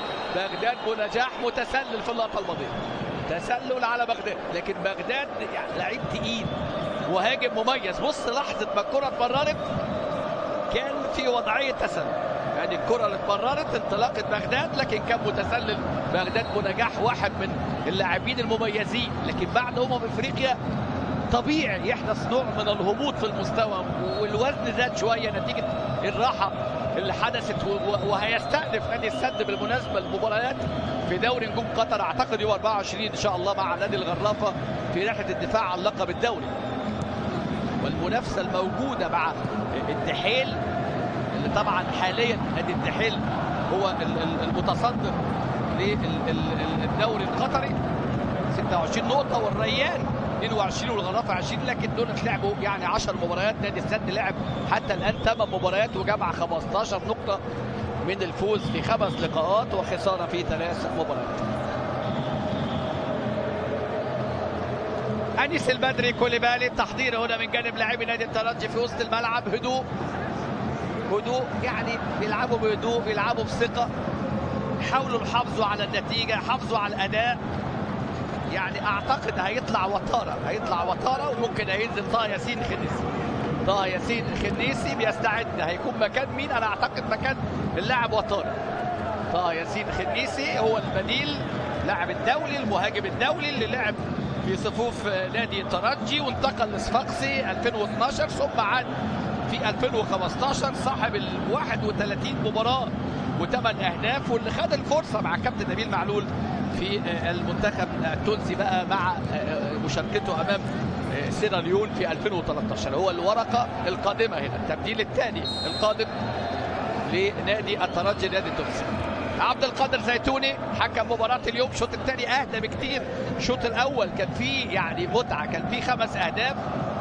ادي التبديل القادم، يبدو انه هيكون وطارة، هيطلع ابراهيم وطارة لاعب الايفواري القادم من نادي بنزرتي اللي لعب في استاد ابيجان ولعب في سانشاين النيجيري، يعني من اللاعبين اللي تعاقد معاهم فريق نادي الترجي من اجل اضافة قوة هجومية للفريق. طارق سلمان كظهير ايسر. حسن الهيدوس سجل من ركلة الجزاء الثانية في حين سجل بغداد بنجاح من ركلة الجزاء أيضا. هذه التبديل المتوقع، هيطلع إبراهيم وطارة وينزل طه ياسين خنيسي لاعب مميز، مهاجم مميز الحقيقة. هذه طه ياسين خنيسي البديل اللي بيشترك هنا، يملك يعني مقومات المهاجم القناص. شوف امامنا معين الشعباني وتعليمات فوريه لابراهيم وطارة، تعليمات فوريه من معين الشعباني 38 عام اللي بيقود باب سويقه ويقود نادي الترجي في محاوله التتويج ببطولات والقاب جديده بعدما يعني حقق مع نادي الترجي الحقيقه يعني البطولات دوري ابطال في 2018 و2019، الدوري كذلك حقق يعني السوبر، يعني حقق بطولات خلال وجوده مع فريق نادي الترجي. ادي فاول سالم الهجري، لكن شافي تشعر بانه يعني حاول ان يتدارك الامور، يعني حدث ذلك امام مونتري لكن الوقت لم يسعف نادي السد. لكن هناك يعني عدم توفيق مع تشافي، عدم صحة في اتخاذ بعض القرارات، عدم قراءة المنافس بشكل يعني يسمح ليه بأن يلعب بشكل أفضل. لأن اللي تابع نادي الترجي سواء في لقاءاته الإفريقية أو في مباراته في الدوري التونسي أو في الفترات السابقة، نادي الترجي من الفرقة اللي بتلعب كورة وبيعملوا ضغط عالي وبيلعب بره أرضه ويلعب جوه أرضه، ما تفرقش معاه. لكن النهارده 4-2 حتى الآن متفوق نادي الترجي على نادي السد في استاد خليفة الدولي، مباراة المركز الخامس. حاول على طول أمامنا تغيير ملعب بشكل متميز. سامح الدربالي على مهله قوي، سامح يرفع عينه ويلعب الكرة الأمامية، تحرك جميل. أول كرة طه ياسين خنيسي مهاجم اتحرك في المساحة، يبحث أمامنا على المساندة. شيتي مش ممكن هاتريك في المباراة هنا. حمد الهوني كرة وخطأ دفاعي وخطأ من الحارس مشعل برشم، والهدف هنا يأتي حمد الهوني، الهدف الخامس في اللقاء اللي بيسجل في الدقيقة كام؟ في الدقيقة 74. هاتريك في هذه اللقطة، في هذه اللحظة لحمد الهوني، الليبي المتألق من الكرة اللي اتعملت الحقيقة من إلياس شيتي، وإلياس شيتي إلى اللاعب اللي سجل هاتريك في المباراة وهو اللاعب اللي أمامنا حمد الهوني. يعني شوف الكرة معمولة ازاي، هدية اتعملت الكرة أمامنا من إلياس شيتي، وحمد الهوني المرة دي يسجل بعد هذا الخطأ. حارس المرمى لازم يكون عنده قراءة لهذه الكرات. الحاجات اللي داخل الستة دي كرة سريعة وملعوبة حلوة وبشكل متميز، لكن حمدو الهوني بقى عامل التمركز الصحيح، الرقابة غايبة، الحضور النهاردة الدفاعي والأدوار الدفاعية في وسط الملعب غير واضحة من جانب لاعبي نادي السد. نادي السد في حاجة الوقفة، في حاجة إلى يعني مراجعة الأوراق، لأن ما يقدم من نادي السد في الفترة الأخيرة باستثناء مباراة هديجين يعني اللي كان فيها حتى تدارك للموقف في الوقت إضافي مع منافس مجهول يعني في كرة القدم، يعني كاليدونيا الجديدة وأوقيانوسيا اللي ده تعودنا احنا على فرق نيوزيلاند، الفرق اللي من حتى من اوكلاند، يعني التحديد اوكلاند النادي اللي لعب كتير في هذه المسابقه وصاحب الرقم القياسي 9 مشاركات. الاهلي المصري 5 مشاركات. شوف بقى يعني برضو النادي الاهلي المصري بالانديه اللي ليها باع، والنادي الرجاء والعين هم اللي حققوا الوثاقه، ونادي السد ايضا من علامات في هذه البطوله رغم انها المشاركه الثانيه. ادي طه ياسين خنيسي اللي عايز يعدي، و5-2 النتيجه اصبحت صعبه قوي، لكن على طول استلام في وسط الملعب، مرور ومحاوله لكن ضغط وفاول. علي اسد واحد من اللاعبين، علي اسد المميزين الحقيقه اللي كان ليهم يعني في فتره من الفترات كان ليهم حضور وتواجد كبير. على طول امامنا النتيجه بقت 5-2. تحضير يعني طبعا الشوط الثاني نادي ترجي يعني نجح، كان كسبان 4-1، بقت النتيجه 4-2 لما سجل السد من ركله الجزاء، ثم بقت 5-2 النتيجه، يعني بيلعب باريحيه. نادي السد طبعا نذكر بانه بيلعب ب10 لاعبين منذ الدقيقه 25 بعد طرد اللاعب عبد الكريم حسن. اعتقد التبديل ده ممكن يكون علي اسد اللي هيغادر الملعب. هنشوف امامنا هنا، هنشوف هل يدفع بهاشم عبد اللطيف. كان معار للعربي، ممكن هو اللاعب الاقرب للمشاركه. هاشم عبد اللطيف كان لاعب مكان اقرب في الوقت الاضافي، وفعلا هاشم عبد اللطيف هيبقى التبديل الثالث والاخير. مكان مين؟ انا اتوقع مكان علي اسد. كرة على طول ترجع، ادي على طول باريحيه كبيره قوي ملعوبه الكرة. خليل شمام، الياس شتي اللي بقول لحضراتكم اللاعبين المميزين، انيس البدري، الياس شتي يرجع ويؤدي الدور الدفاعي. لكن الحقيقه برضه نادي السد تلعب 3 مباريات في حوالي 5-6 ايام، برضه شيء مرهق. منهم مباراه كانت كان فيها وقت اضافي، يعني ده شيء صعب برضه في كره القدم. المخزون اللياقي ما سمحش بافضل مما قدم، واللاعبين اللي شاركوا خلال البطوله وخلال المباريات حاولوا يقدموا افضل ما لديهم. التوفيق وعدم التوفيق وارد في كره القدم. الجمهور التونسي عمل اجواء حلوه قوي، جمهور الترجي الحقيقه عاملين اجواء جميله في ملعب المباراه. جمهور فلامينجو موجود باعداد كبيره، كان موجود النهارده في بيلاجيو القريب من ملعب المباراه.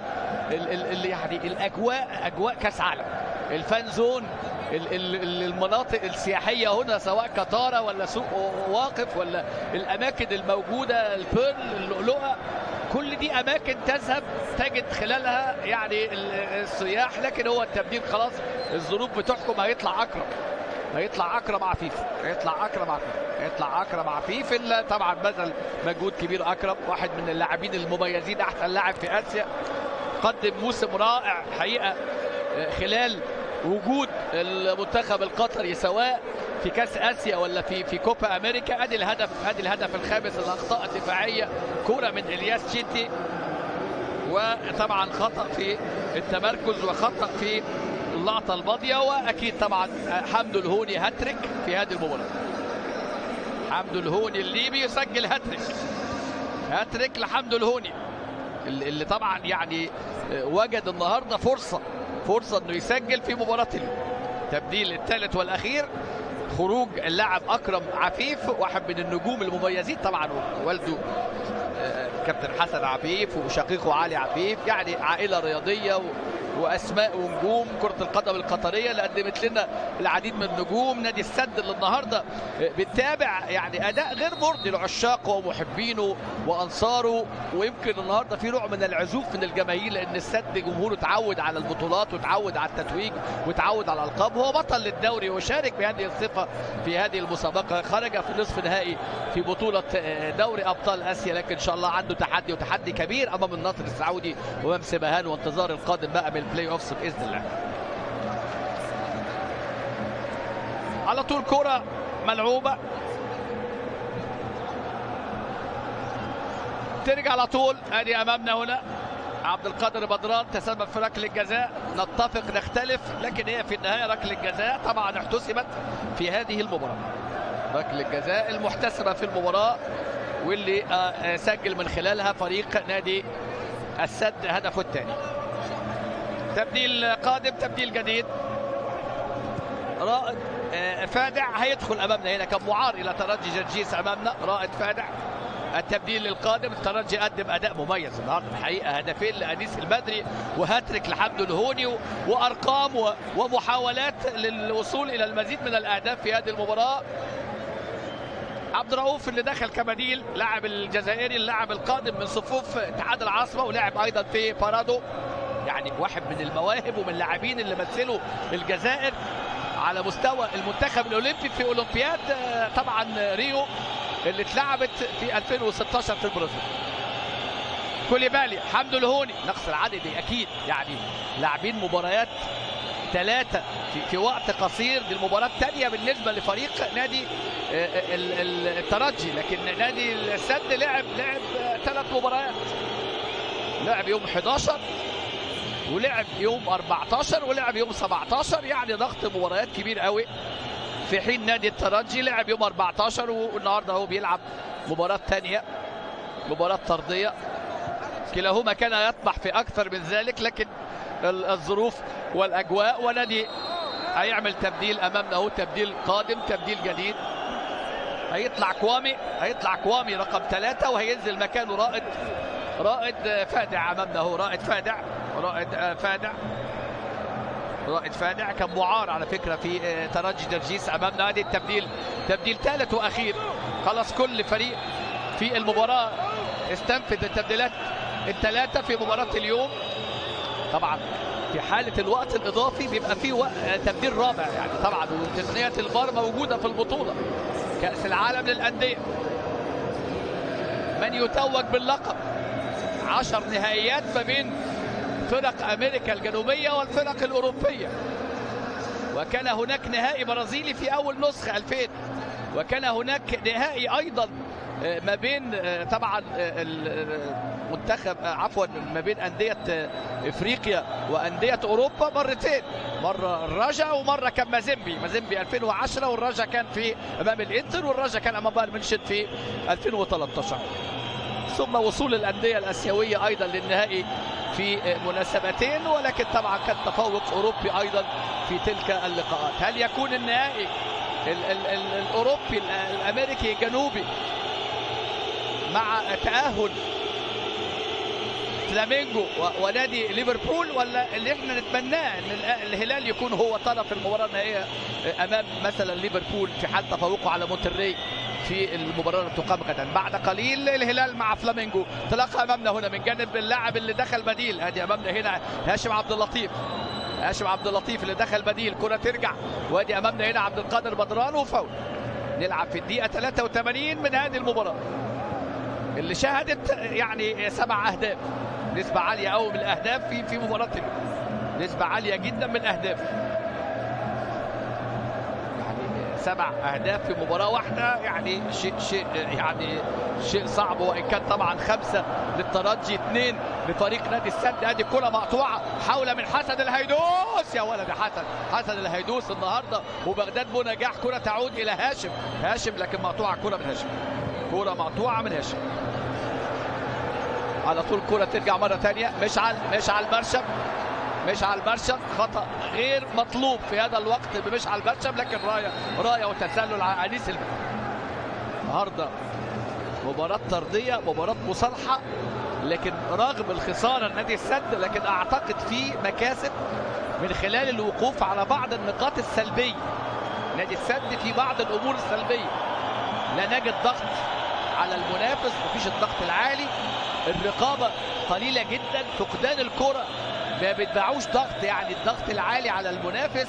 كل ده ادى اريحيه في مباراه اليوم. ادي محاولات على المرمى 8 مقابل 12 اللي بين العارضه والقائمين، 6 مقابل 7 الاهداف حتى الان 5 نادي الترجي نادي التونسي و2 نادي السد القطري.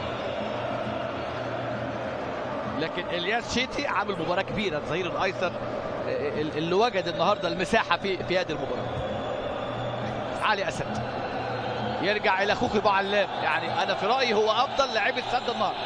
خوخي بعلام اكثر لاعب في نادي السد التزام وانضباط في مباراه اليوم، يعني ده دليل برضو ان المدرب احيانا بيبقى غير موفق واللاعبين برضو مش بيساعدوه، يعني في ليسوا في افضل حاله، يعني مع الارهاق البدني طبعا اللي اكيد يكون في الحسبان يا تشافي في المرات القادمه ان شاء الله. ادي امامنا هنا حمدو الهوني، هاتريك حمدو الهوني المتالق في هذه المباراه. اللي عاجبني قوي الحقيقه حمدو الهوني، يعني عنده المهاره وعنده خفه الحركه وعنده كمان القرار وعنده التمركز. يعني تشوفه في الهدف الاول واقف فين وخد الكره الثانيه وحطها ازاي في الشباك. ايضا في كرة الهدف اللي ضائع هنا في هذه اللقطة من طه ياسين خنيسي، لكن جامدة من أنيس البدري. طه ياسين خنيسي أمامنا هو البديل، كان هيشترك في حفلة الأهداف هذه أمامنا، ولكن معمولة جامدة قوي، اتعملت جامدة وهو رايح إنها تتعمل على الأرض، لكن اتعملت له في ارتفاع يعني متوسط، عشان كده بقى سرعة رد فعل لعبها بركبته، لكن تطلع الكرة لخارج الملعب. هذه أمامنا النتيجة 5 مقابل 2. حمدو الهوني في الدقيقة 6، أنيس البدر في الدقيقة 13، أنيس البدر ركله الجزاء في الدقيقة 25، ثم أمامنا هنا هدف بغداد بقت 3-1 في الدقيقة 32 أيضا من ركله الجزاء، ثم حمدو الهوني في الدقيقة 42 من زاوية صعبة ومن كرة صعبة من أهداف الجميلة في المباراة، ثم قلص حسن الهيدوس الفارق في الشوط الثاني ل 4-2 بركله الجزاء كانت في الدقيقة 49، ثم هدف حمدو الهوني الهاتريك في مباراة اليوم اللي سجل من الكرة اللي اتعملت من الياس. وادي امامنا الدربالي يسجل كابوس النهارده، كابوس في مباراة اليوم، وهدف سامح الدربالي امامنا هو يدخل في مهرجان الاهداف، وتصبح النتيجة 6 الترجي 2 نادي السد القطري امامنا هنا. مباراة كابوس طبعا، صعبة المباراة قوي، على يعني سوء حظ المشعل مرشد في غياب سعد الشيب. بص الكرة ملعوبة امامنا هنا في ظهر طارق سلمان، وتغطية دفاعية مش موجودة، ومسادة التسلل غير ناجحة لأن كان مغطيها اللاعب خوخي معلاب، وسامح الدربالي يسجل الهدف السادس في هذه المباراة. نتيجة صعبة، مباراة صعبة على الحارس الشاب مشعل مرشد. 6-2 لقاء رد الاعتبار، لأن كان السد تفوق 2-1 في 2011 في ربع النهائي، كان خلفان ابراهيم خلفان وسجل عبد الله كوني وكان سجل اسامه الدراجي. لكن النهارده نادي الترجي اللي جه الحقيقه بثقه وباصرار وبرغبه اكبر للفوز وبتنظيم والتزام وانضباط، مع سوء حاله اغلب نجوم نادي السد نتيجه الارهاق والتعب اللي حل عليهم، مع الظروف المعاكسه طبعا بعدم يعني استمرار واحد من مفاتيح اللعبه عبد الكريم حسن لطرده، وايضا تشافي هرنانديز بيتحمل جانب في هذه الامور، لان المدير الفني هو المسؤول عن المقادير او الطبخه اللي ممكن تحقق للنتيجه او الاداء حتى يكون المرضي للجماهير، اللي اعتقد النهارده الاداء كمان غير مرضي في المباراه. الجمهور وعشاق الزعيم اولاد الديب اللي طبعا ليهم قاعده جماهيريه كبيره هنا في دوله قطر مع باقي الانديه الموجوده حاليا، سواء الدحيل ولا الغرافه ولا الانديه بقى الكبيره الجماهيريه، العربي والريان، اصحاب الشعبيه واصحاب يعني التاريخ في كره القدم القطريه. الوقرة يعني كل الانديه القطريه الحقيقه تحاول ان تكون يعني دعم لمنتخب قطر. قطر هي بطله اسيا في 2019، شاركت في كوبا امريكا وتشارك ان شاء الله في كوبا امريكا القادمه ان شاء الله في صيف العام القادم. سيف العام القادم كوبا امريكا، سيف العام القادم الامم اوروبا ان شاء الله، البان يوروبيان، سيف العام القادم على قنوات بي ان سبورتس. ايضا هناك الاولمبياد طوكيو 2020، احداث كثيره جدا والبطولات والمباريات.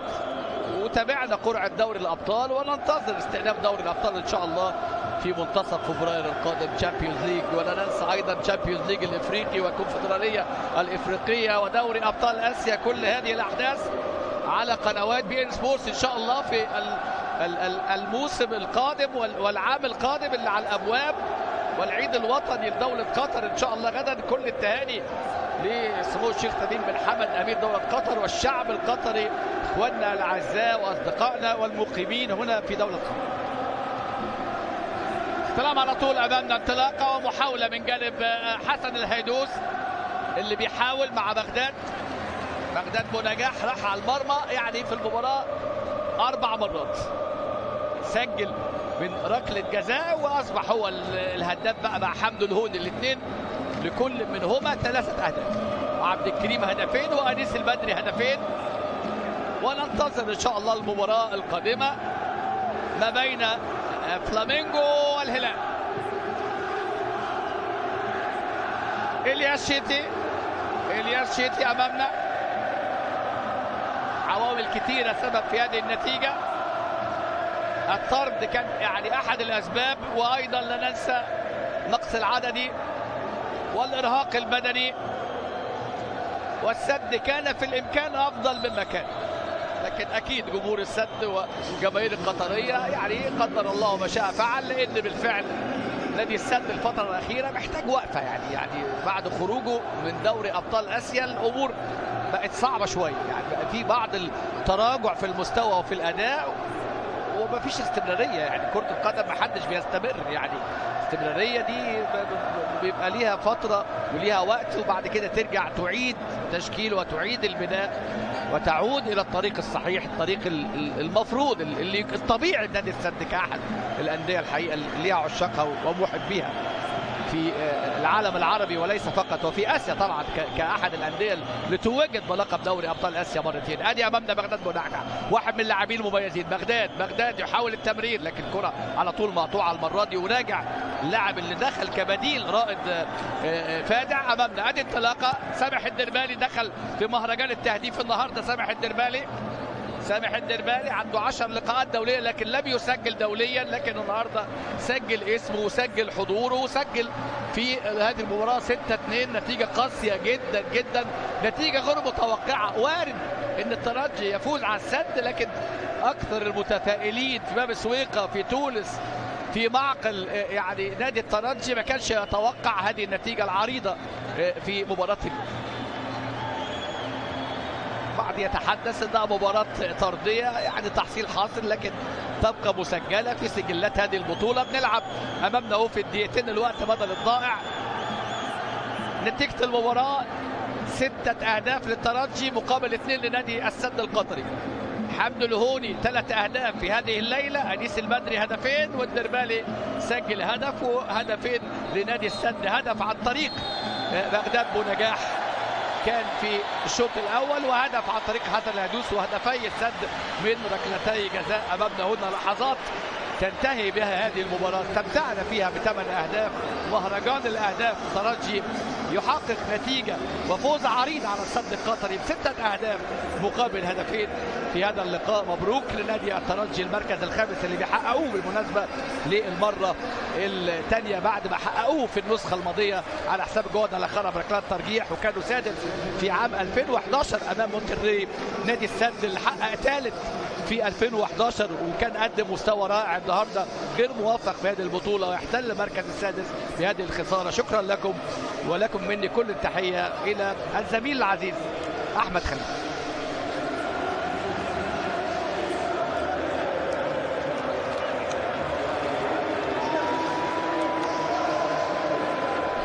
شكرا للزميل العزيز علي محمد علي. إذن ينتهي اللقاء لصالح الترجي التونسي على شقيقة سد القطري في مواجهة طبعا تكون الأكفأ للترجي التونسي ب6 أهداف مقابل هدفين استعرض الترجي كل قوته أمام السد الذي ينقص بلاعب في الدقيقة 26 عندما طرد حكم المباراة عبد الكريم محسن من خلال الشوط الأول، وبالتالي الترجي استغل كل فرصة أمام المرمى لأن يكون خامسا لكأس العالم للأندية ويتراضى مع جماهيره هنا في استاد خليفة الدولي المونديالي. إذن هؤلاء اللاعبين تحية للجماهير التي أتت من تونس والتي موجودة في قطر تؤازر هذا الفريق لأن يكون مستوى يليق بالكرة الأفريقية. إذن مبروك للترجي وهارد لك للسد وهارد لك لتشافي هرنانديز على السد أن يعود لمستواه إن شاء الله مستقبلا في الفترة القادمة إن شاء الله. لا ننسى الدور الكبير الذي قدم السد في بطولات كثيرة سواء على صعيد المنتخب القطري الذي يمتلك النصيب الأكثر من لاعبين 8 إلى 7 لاعبين في المنتخب القطري، وبالتالي يلعب مع النادي السد في بطولات الدوري، دوري أبطال آسيا وبطولات كثيرة. هي ما الكثير يقولون أن هناك الجهد البدني والذهني يؤثر على اللاعبين من خلال هذا المشوار الكروي، إضافة على ذلك هناك من يقول على دكة البدلاء لديه بدلاء، وبالتالي يستطيع أن يكون له نفس طويل ليقدم مباريات كثيرة وبطولات كثيرة. نقول مبروك للترجي وهارد لك للسد. بالحديث بشكل أكثر بعد هذا الفاصل، تفضلوا بالبقاء معنا.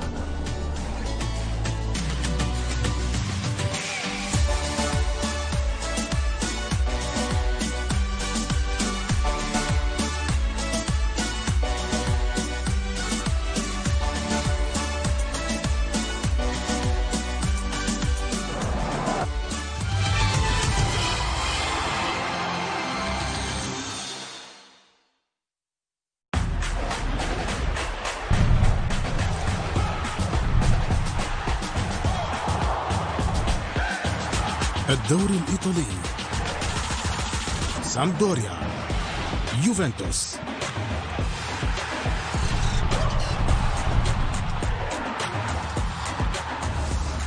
غدا حصريا على بي سبورتس 4.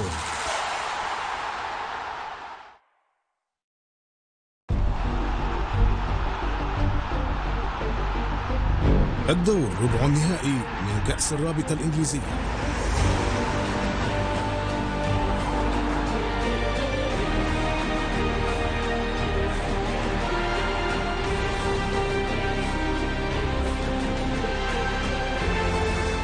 غدا حصريا على قنوات بي سبورتس.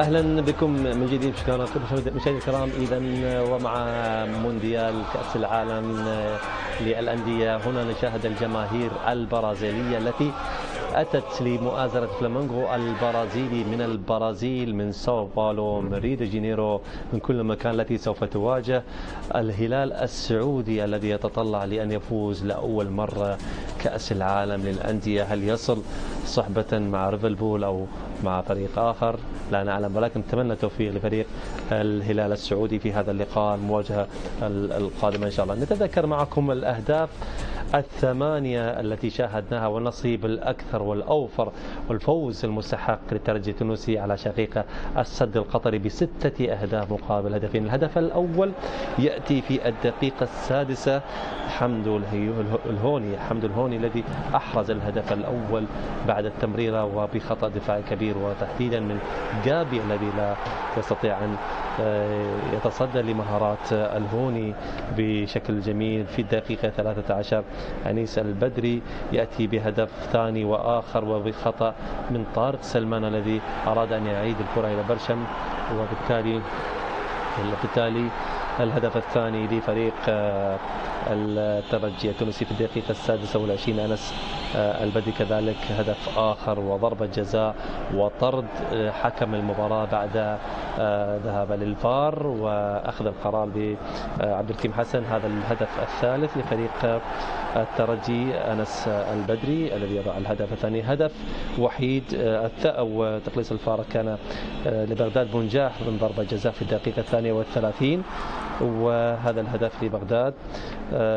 الهوني يأتي كذلك من هدف آخر في الدقيقة 42. كان مبدعا هذا اللاعب والذي استطاع أن يتوغل ويستغل كل فرصة أمام المرمى يضع هدف خامس أو آخر لفريق نادي ترجي. هدف السد حسن الهيدوس بعد احتساب حكم المباراة ضربة جزاء لأكرم عفيف. حسن الهيدوس في الدقيقة 49 يأتي للترجي كذلك هذا الهدف. إذا هدفين لفريق السد. هدف الترجي الدرباوي الخامس يأتي في الدقيقة 86. هذا الهدف الخامس الذي استغلها وبخطأ كبير طبعا كذلك وتغطية لم تكن موفق لفريق السد. لربما طارق سلمان لا يستطيع أن يتصدى هدف السادس كذلك للدرباوي.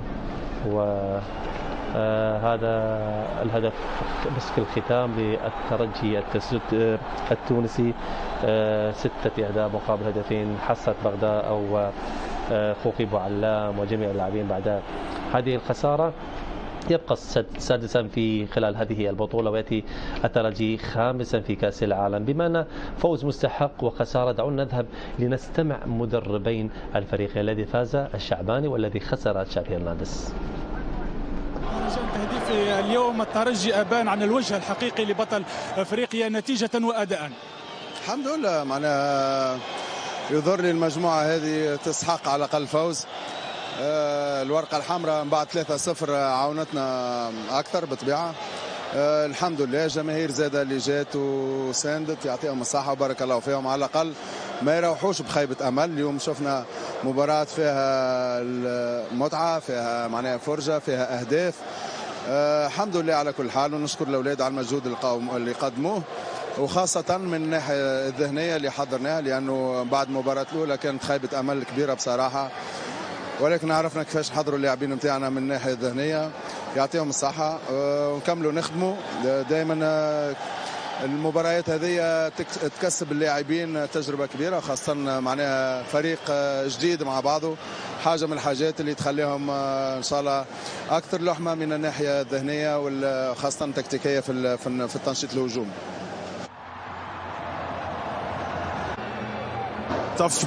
مباراة صعبة. هل أنت راض عن هذه النتيجة؟ أظن أن ذلك نحن نافسنا بصورة نحن لم ننافس بصورة جيدة. نحن لم يكن أنا أتحدث عن الفريق في أول 20 دقيقة لم يكن من الجيد أن نتقبل مثل هذه الفرص. أنا غاضب من اللاعبين بطبيعة الحال لأننا لا يجب أن نلعب بمثل هذه الطريقة وبهذه الروح وبهذه الصورة. أظن أننا لعبنا بصورة جيدة في المباراة الأولى وفي المباراة الثانية لكن هذه المباراة هذا ليس السد الذي يمكن أن نتقبله. بعد الطرد الأمور تغيرت بطبيعة الحال وفي الشوط الثاني لم نظهر أي شخصية لم نظهر أي التزام. في أول 33 دقيقة أظن ما قدمناه غير مقبول. حديث تشافي وشعباني الكل يتحدث عن فريق تشافي زعلان جدا من فريقه وبالتالي هذه كرة القدم. بما نتحدث عن مدربين دعونا نذهب إلى منطقة الجماهير بنادي الجولف. بلال غيزة. بلال الجماهير لها دور كبير خاصة إذا ذكرنا فلامينغو مؤازرة كبيرة من البرازيل إلى العاصمة القطرية الدوحة كذلك.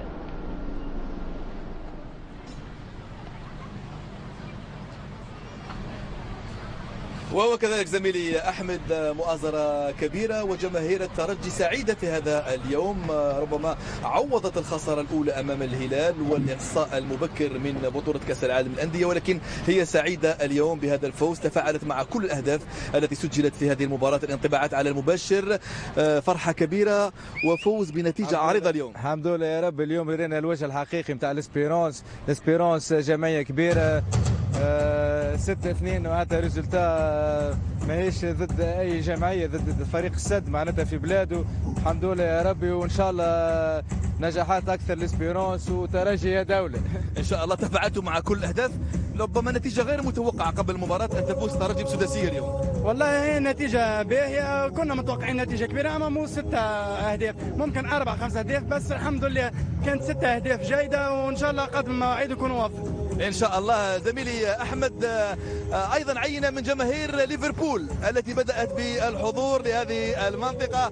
ويلكم تو بي سبورتس، يو ار هير على قنوات بين سبورت. انتم هنا بالالوان الحمراء تنتظرون مباراه ليفربول. نتمنى بالتاكيد ان نفوز في المباراه. هم سيفوزون بطبيعه الحال، بالتاكيد سيفوزون، سنفوز بالتاكيد 4-0 في كل مباراه. الاخرى حاضره في هذه المنطقه، والفرحه كبيرة جدا لجماهير الترجي بهذا الفوز العريض على السد. شكرا للزميل بلال غيزة ومنطقة الجماهير بنادي الدوحة للقلب، وهذه الجماهير ومبروك لعشاق الترجي ومتطلعات ليفربول، وكذلك لفلامينغو البرازيلي، والتوفيق كذلك للهلال السعودي الذي جماهير متعطشة أن يفوز في هذا اللقاء، وبالتالي إن شاء الله يكون يصل إلى منصات التتويج. حمد الهوني أول لاعب يسجل هاتريك في هذه البطولة لكأس العالم للأندية، سجل يعني راح اروح لك كابتن ابراهيم خلفان، خساره سجل، لكن خلينا بدايه نتكلم عن حمد الهوني يسجل 3 أهداف هاتريك، وهو اول لاعب في بطوله كاس العالم للانديه يسجل هذا الرقم. نبارك للترجي هذا الفوز، ونقول هارد لك لفريق السد، وحظ اوفر ان شاء الله في القادم من الايام ومن البطولات. حمدي الهوفي حقيقه ابلع بلاء حسن اليوم، وكان اليوم يومه في عمليه المراوغه، احراز الاهداف، ايضا التحرك، اللياقه البدنيه العاليه. حقيقه وضح من خلال ادائه في هذه المباراه بانه يمتلك قدرات فنيه فرديه عاليه، يستطيع من خلالها ان يعدي من 1 و2، وكما شفناه في هذه اللعبه على سبيل المثال، وفي لعبات اخرى. مهارته الفرديه عاليه، ذكاء، رده الفعل عند رؤيته ايضا للكره وتوقعه سينيه، ولذلك انا اعتقد انه هو من اللعيبه البارزين في مباراه اليوم. حقيقه نهني ترجع على هذا اللاعب الذي عمل كثير، كانت له ميزه في الفوز، وايضا دوره الايجابي في فوز الترجي في مباراه اليوم. فعلا يعني شاهدنا حمد الهوني وهو يبدع في هذا اللقاء، فكلامك منطقي وحقيقي، يعني بدون ضغوطات جاب نتيجه عاليه. اكيد، وهذا هو حمد الهوني اللي نعرفوه، هذا هو الحمد الهوني اللي مطلوب منه انه يعوض البلاي اللي خلى مكان كبير على الجهه اليسرى لهجوم الترجي الرياضي. هذا هو حمد الهوني، هذا هو البدري اللي لما يلعبوا متحررين من الواجبات الدفاعيه وما يفكروش في المنافس، ويفكروا اكثر انهم يدافعوا على المهاجم اللي يلعب في الفريق المنافس، بالعكس هم اللي يهاجموا يجبروا انه المنافس هو اللي يجري وراهم. يلعب الترجي الرياضي وحمد الهوني بهذه الطريقه. يعني انا ما اتوقعش ان الهلال اقوى من السد بكثير، يعني المستوى شاهدناه في الشامبيونز ليج مستوى متقارب، لكن اللي يفرق اللي الترجي الرياضي ضد الهلال كان خارج الموضوع، واليوم لعب على حقيقه امكانياته. صحيح السد هناك ارهاق بدني، هناك ارهاق ذهني، هناك الكارت الاحمر، اوكي كله يساهم، لكن الترجي الرياضي اليوم لعب على حقيقه امكانياته. وانا قلت قبل المباراه الموسم الفارط في كاس العالم للانديه خسر الترجي مع العين بثلاثيه، ثم في مباراه الخامس والسادس عمل مباراه كبيره وفاز. الترجي الرياضي يلعب على حقيقه امكانياته لما يبعد عن الضغوطات، يبعد على التفكير في المنافس. لما يلعب كبطل افريقيا، كبطل تونس، وكفريق كبير، هذه هي حقيقه الترجي الرياضي. على الاقل غادر هذه البطوله بانتصار كبير، بسداسيه، لانه مره اخرى نقول لا يمثل نفسه الترجي الرياضي، يمثل تونس ويمثل قاره كامله. لان الكل يتكلم هذا هو بطل القاره. يجب انك تغادر كاس العالم للانديه بانتصار كبير، فكذلك العائدات ماليه مهمه لفريق الترجي. اذا حديث كابتن حسام عن الترجي التونسي، تحدث عن حمد الهوني الذي ابدع في هذا اللقاء، هاتريك في هذه المباراه، لاول مره لاعب يسجل في كاس العالم للانديه بهاتريك. دعونا نذهب الى هذا النجم وماذا قال عن هذا الفوز وعن هذه 3 أهداف. حقيقة النتيجة لم تكن متوقعة، لكن في صالح الترجي، وتسجيل هاتريك في كأس العالم لأول مرة في مسيرتك أكيد هذا أمر مميز في هذه البطولة. أول شيء بسم الله الرحمن الرحيم، يعني زي ما قلت الحمد لله رب العالمين، أول مشاركة لي في كأس العالم للأندية، نعتبر أول ليبي نشارك في هذه البطولة، والحمد لله ربك وفقني بثلاثة أهداف. يعني نحب نهدي هذا الفوز لجمهور الترجي بالكامل والجمهور الليبي اللي تابع في حمدو اللي ساند فيه ديما، نحب نشكرهم، وخاصة الجمهور اللي جاي يساند فينا ديما ورانا، نحبوا نهدوا لهم هذا الفوز. وبالنسبة لنادي الترجي يعني ديما يلعب على الألقاب ويستاهل أن ديما نكونوا في القمة إن شاء الله. بارك الله فيك. سعد. الهوني ابدع في هذا اللقاء، شكل ما يقولون التوانسه مربوحه ما شاء الله، هم مربوحه. لا نعم. اليوم جاتهم مربوحه اليوم. في سؤالك قبل الاستوديو تكلمت على اللي يصنع الفارق، النجوم اللي يصنعوا الفارق، واليوم كان نجم من النجوم في كرة في المباراة وصنع الفارق. كنا ننتظر من جهة السد ومن جهة الترجي، والترجي أحمد الهوني الليبي يعني صنع اليوم الفارق في كل جهات، يعني في المراوغات مرر سجل. هذا هم اللاعبين اللي في بعض الأحيان يعني تكون المباراة مسكرة، حتى ولو المباراة اليوم كانت مفتوحة، حتى ولو المباراة خلصت في 26 دقيقة بعد ضربة الجزاء والطرد، خلصت مباراة على ولكن تحس وكأنه كل مباراة وعندها عواملها وخصوصيتها. تشوف فريق الترجي المباراة الأولى وتشوف الترجي اليوم مختلف من كل الجهات، مختلف في الرغبة، في العزيمة، في الذهاب للبحث على النتيجة تحسوا. واليوم السد يعني مثل تكلموا عليه الكباتن وتكلمنا عليه قبل الاستوديو وبعد الاستوديو، اليوم اللي يستحق الفوز ويستحق هذه النتيجة هو الترجي، يعني عمل مباراة كبيرة وهارد لك للسد، لأنه في المستقبل على ما أظن الشيء الأول اللي لازم يقوم به يعني إدارة السد أو هي إراحة اللاعبين، بعدين يفكر يعني في نقدر نقول حتى موسم جديد أو صفحة جديدة للسد بعد هذه البطولة العالمية. إذا فعلا كل التوفيق لفريق السد مستقبلا، ومبروك للترجي التونسي في هذا اللقاء، ومبروك على المركز الخامس، وهارد لك السد والمحصول على المركز السادس في كأس العالم للأندية. في نهاية الاستديو لا يسعني إلا أشكر الكباتن النجوم ومحللين قناة سبورت، كابتن ابراهيم خلفان شكرا لك. شكرا لك، والشكر موصول لك كابتن حسام الحاج علي مربوحه.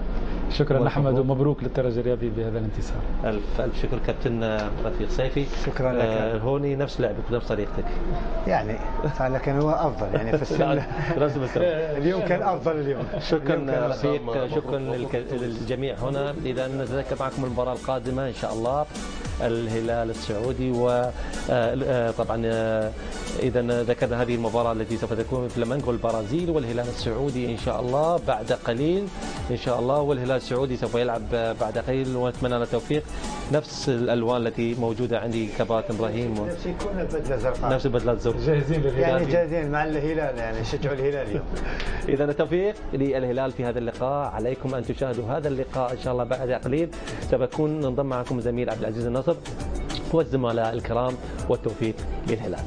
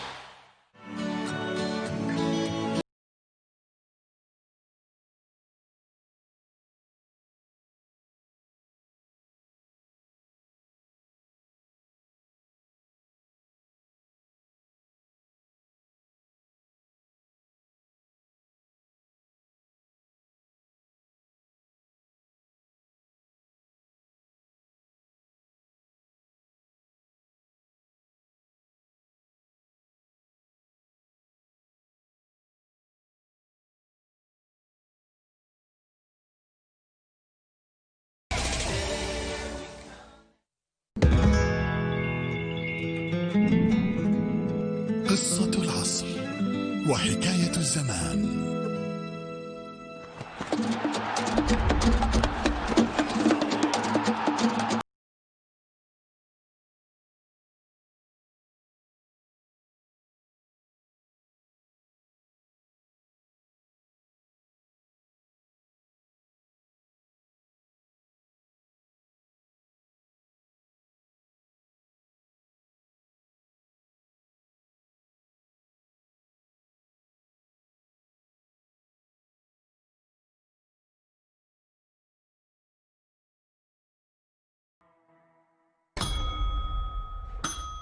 You want to tell me what you're doing in this place? Well, it's a fine thing to say to a customer.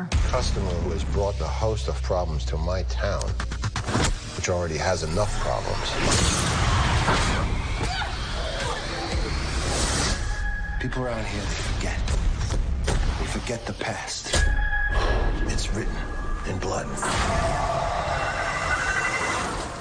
I'm warning you. Something bad is coming. You listen to me now. People in places like this try to make you one of them. So they can use you and throw you away. But I won't let them. It'll be blood on Christmas before I let them. كأس الروك. That's the story, soup to nuts. الجولة على BN Series 2. حلقة جديدة من بي ان اكشن. شو مخبلنا هالاسبوع؟ You ready for what comes next? مسلسلات اجنبية عربية ومدبلجة على بي ان سيريز 1، بي ان سيريز 2، بالاضافة لبرامج ترفيهية منوعة شو هالحكي مع قوضز على بي ان دراما. ولا كأني عم بحكي بموضوع مصيري. اضخم الانتاجات السينمائية كله بتتابعوا على قنواتنا بي ان موفيز بريمير. You're not gonna believe this. بي ان موفيز اكشن. بي ان موفيز دراما. I don't have what you have. بي ان موفيز فاميلي. الفيلم اللي رح يستمركم امام شاشاتكم. احداث كثيره بانتظارنا على بي ان بوكس اوفيس. Changing the past doesn't change the future. كل جديد بفن المطبخ، الوجبات الطبيعيه والخفيفه على بي ان جورمي. وختاما مع الرياضه، خلينا نشوف شو ناطرنا. بطولات رياضيه تعرض حصريا على قنوات بي ان سبورتس. احداث كثيره ومشوقه بنحكي عنها كلها خلال حلقتنا بي ان اكشن.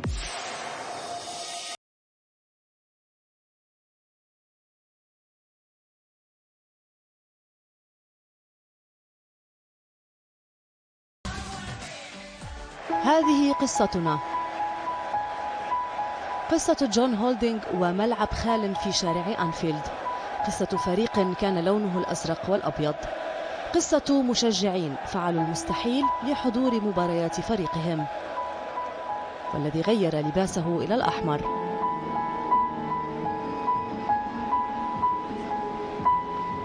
قصة فريق حصد ألقابا متتالية،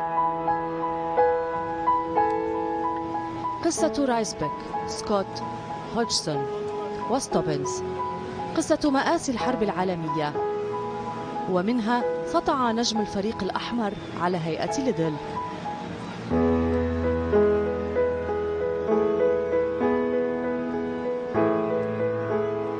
قصة اللعب في جميع أنحاء العالم، قصة المدرب الأسطوري شانكلي،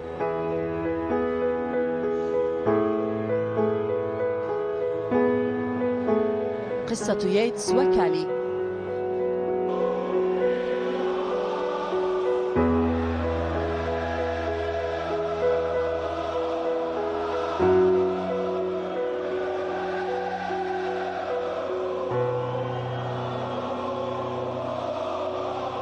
قصة اليوم المنتظر وحصد اللقب،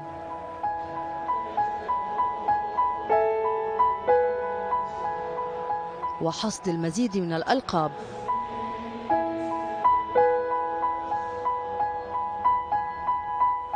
قصة أساطير جالوا الملاعب، قصة الهيمنة، قصة أنفيلد. إنها قصة بوب بيزلي العبقري الذي قاد الفريق إلى مجد الألقاب،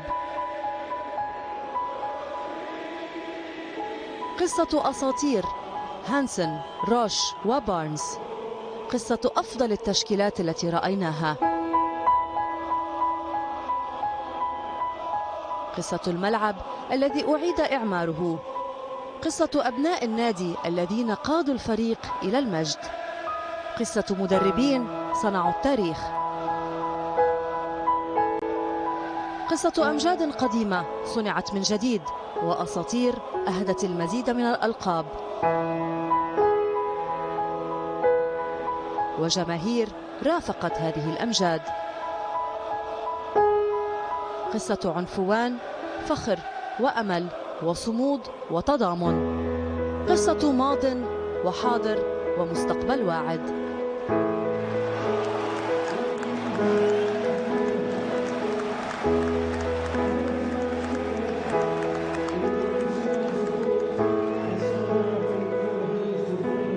تلك الليلة التي رفع فيها هندرسون الكأس وكنا جميعا موجودين، إنها ليلة ستبقى في ذاكرتنا إلى الأبد. هذه قصة ليفربول البطل.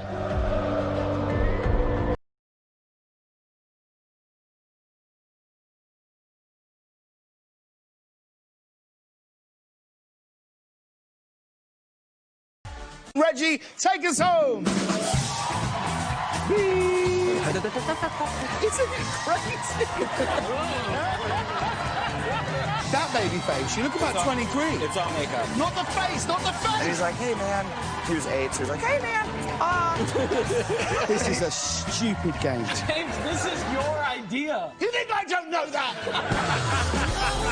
It's the greatest feeling from the world. Yummy. The Late Late Show with James Corden من الاثنين إلى الخميس على beIN Series 2.